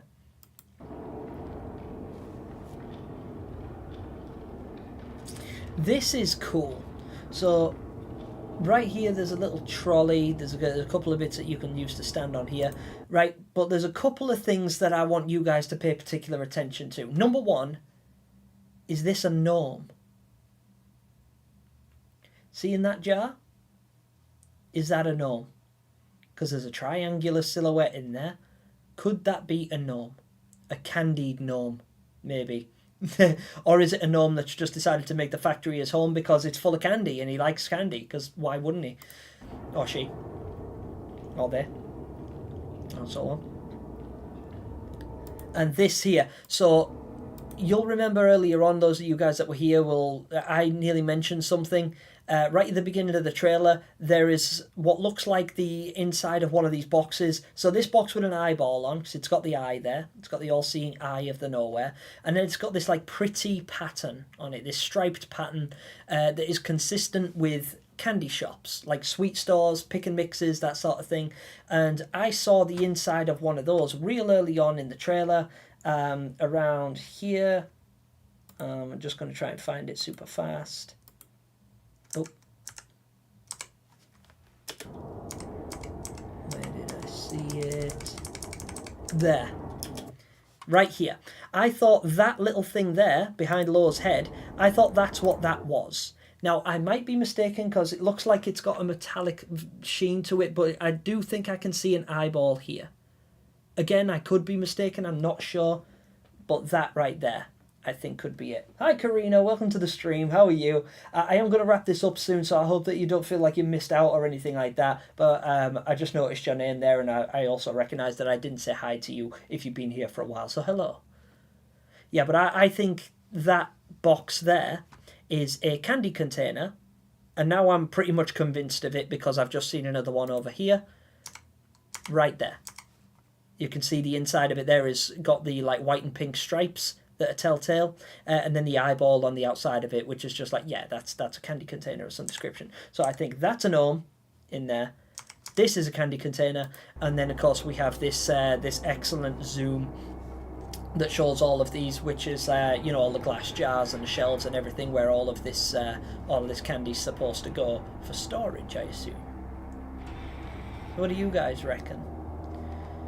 Do you guys think that I've been right about anything I've said in this stream? Because I know that I've thrown a lot of information at you guys over the last couple of hours, and most of you haven't been here for the entire 3-hour period, because why would you? But, you know, if you get a chance, I'd like to know what you guys think while I take 5 more minutes. Marto, yeah, he was having a break. In the Employee of the Month, there is a clear, recently removed picture. Maybe that was the guy who was looking at the TV and he actually died of starvation. Yeah, that's the thing. Maybe that person isn't having a nap, Hazza. Yeah, you're absolutely right. Maybe he's dead. Maybe he's literally just hanging there, deceased. Oh no, I went to 0. That was too stupid. Yeah, maybe you're just straight up deceased. So this guy was the Employee of the Month. But he's up there, he's taken a break, he's passed away. So he has no idea that, because he's not breathing. He doesn't look like he's moving very much. And that could be why he's no longer on this wall right here. Maybe that freshly removed picture is one of these ones here. Maybe this upside down one that looks like it was the most recently removed picture in this lot. Either that one or this one. Maybe that is him. What do we think, guys? Do you guys think Hazza's onto something? They removed his picture, and that's him because he's dead. He's just hanging there, deceased. It's okay. I did join recently, but hi Gemini, I love your analysis. Thank you so much, Karina. It's very kind of you to say. I love analysing this stuff and breaking it down. I hope, because I know I talk quite fast, so I hope it makes sense to you guys. Because sometimes I process stuff in my brain when I see it on the screen, but I don't vocalise it. So I just hope that you guys catch on. I mean, they are kids. Yeah, the gnomes are. So it would stand to reason that there's a gnome hiding out in a candy factory, right? It's like, it's probably a dream come true for that gnome. Can someone explain to me how I can become a member, please? Crazy YouTuber, the best way to do it is probably to go to my channel page. So click my channel link. And you will see several tabs, like several options. And they'll be home, videos, live, shorts, community, and members. And they're all self-explanatory, but if you go on to that, if you go on my YouTube homepage and click the members tab, there should be a join button down there, and it's got all the perks and all of the prices and everything, and that's how you become a member if that's what you want to do. Don't feel obliged, just pop on the membership page, check it out, read some of the perks and see what you get for your money, and then if you do decide to become a member, then feel free. I would love it if you do. It'd be great to welcome you to the Boom Squad, but there is no obligation to do so. It's not necessary to watch these streams. I don't put anything behind a paywall, and nor do I create content specifically for members at this point, because I feel like it's a little bit unfair on like the dozens of you guys that aren't members or can't afford memberships or just don't want to, which is absolutely acceptable. It's not something that I'm prepared to do just yet. It might be something I consider in the future, but I'm talking way in the future, if the membership program gets big enough to a point where there's enough of them to substantiate creating content specifically for them. But I do talk a lot more to my members than I do to the general audience, just because I like to give members something back. So I'll let them communicate with me a little bit more openly and spend a bit more personal time theorizing with members, because I like to let the members, who are essentially funding these projects, to have an influence on them. So when I make a future video, you'll notice the members in the comments section will be like, "Ha, I said that." And it's like, yeah, I know you said that. That's why I included it in the video. That's a shout out to you. That's a subtle homage to you. It's a thank you for being a member. So yeah, that's that anyway. Triangle thing is a folded $100 bill. Yep, it actually could be. I've seen that. I know exactly what you mean. The Illuminati. The eye. Plus it's easy to notice. Yes, looked earlier, but I don't have a member page. Well, that's a little bit strange, Hazza. But it might be something to do with your age. Like if you're registered as under, I don't know if it's like, and I'm not sure, don't quote me on this, but it would stand to reason. If you're registered on YouTube as under 18, it might not give you the option to join, because you need like a valid credit card or Visa card or something with which to pay. And I'm not sure if it would give you the option if you're under 18. I don't know how it works exactly. If there's no membership tab, if there's no join button, I do apologise. I will maybe, I might speak to Just Jord and ask his permission to post the link to my membership page in the Discord, but I don't want to do it without asking the big boss man, because it feels underhanded and wrong to utilise his very well established platform to promote my own membership. I do want you guys to get the benefits of it and be able to utilise it if you want to, but I don't want to do it off Jord's back, especially not without his permission. So let me speak to Jord regarding that, and I'll get back to you if you're not able to figure it out beforehand. But I am sorry that it's not just a straightforward process for you. I have a big urge to donate $500 right now, but my family would be so annoyed with me. Nightmare, do not do that. Please don't do that. Because as much as I would appreciate it, and as much as that would mean to me, $500 by anyone's standards is a lot of money. Like, even the notorious Bass himself, he would argue, we know he's got money. He's proved it today.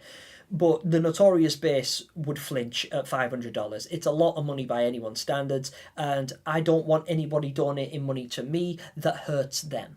That's not the point. if you can afford to donate something that's a little bit extra, you happen to have an extra couple of dollars, like, I don't know, you have $1,000 and you give me two, it's like, all right, thanks, yeah, I really appreciate that, it's going to a good cause, thank you so much. But if you've only got $100 and you donate $100, it kind of breaks my heart, because I know it's like, yes, it helps me, but it hurts you, and that sucks. That's not okay. That's not what it's about. I'm not here to leech from people and, take everything from everyone, because I've been that guy. I'm the kind of person that will put myself in debt to make sure somebody else isn't. I will go hungry to feed another person if they needed me to. And it's called being over generous, and it's negative. It's a positive characteristic to have, but it's a negative path to take, because it means that you will always finish last in every race.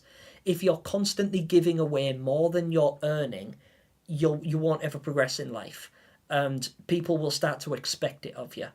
If you're constantly giving away more than you're receiving, people are typically very greedy.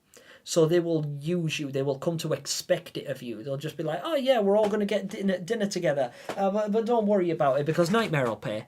Nightmare always pays. He doesn't mind. But it's like, Nightmare does mind. Nightmare's broke. Nightmare hasn't got any money because they've given it all to you trying to be kind. And you don't care. It sucks. If you've got lots of money and $500 is pocket change to you, then great, that's absolutely fine.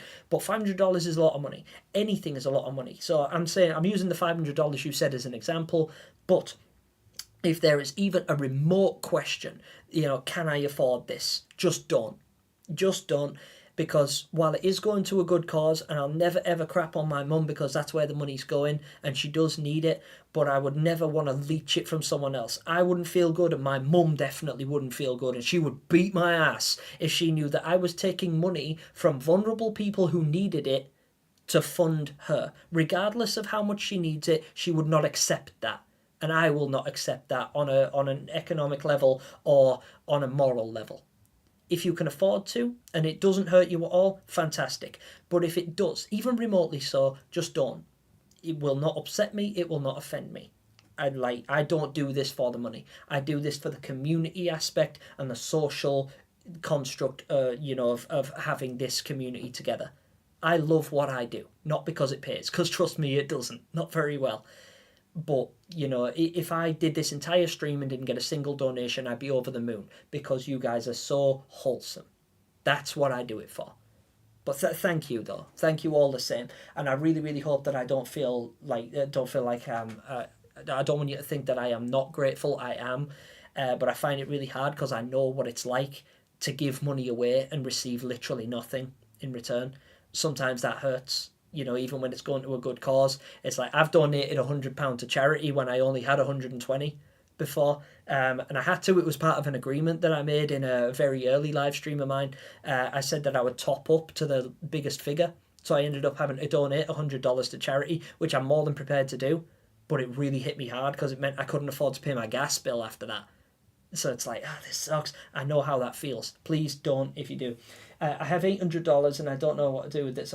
No, yeah, Nightmare, please don't. If you're going to do anything, like, it's your money, you can do whatever you want with it, but please don't give it to me. Especially not that much, because out of $800, you're talking like 60% of your total. That's not okay. I won't accept that. I'm sorry. Thank you so much, and it's so kind of you to consider it, but please don't. Not if you're going to donate anything, not that much. Like, make it small, because that's just no. It's far too much. Far too much. Oh, sorry. Yeah. Anyway, Gemini, you're basically my brother. He actually shared my interest. Oh, that's nice. I appreciate that, bro. Sigma Slurper. Hey guys, sorry I'm late, didn't have internet. That's alright, Sigma. I'm really sorry that you essentially missed the stream, because I am just about to wrap it up. I've been going for about 3 hours, and like I say, my good friend the Notorious Bass, link in the description, who's just generously donated like 50 memberships or whatever it was. I don't know how many, I couldn't count them. But he is going live tonight. Very soon, in fact, if he's not live already.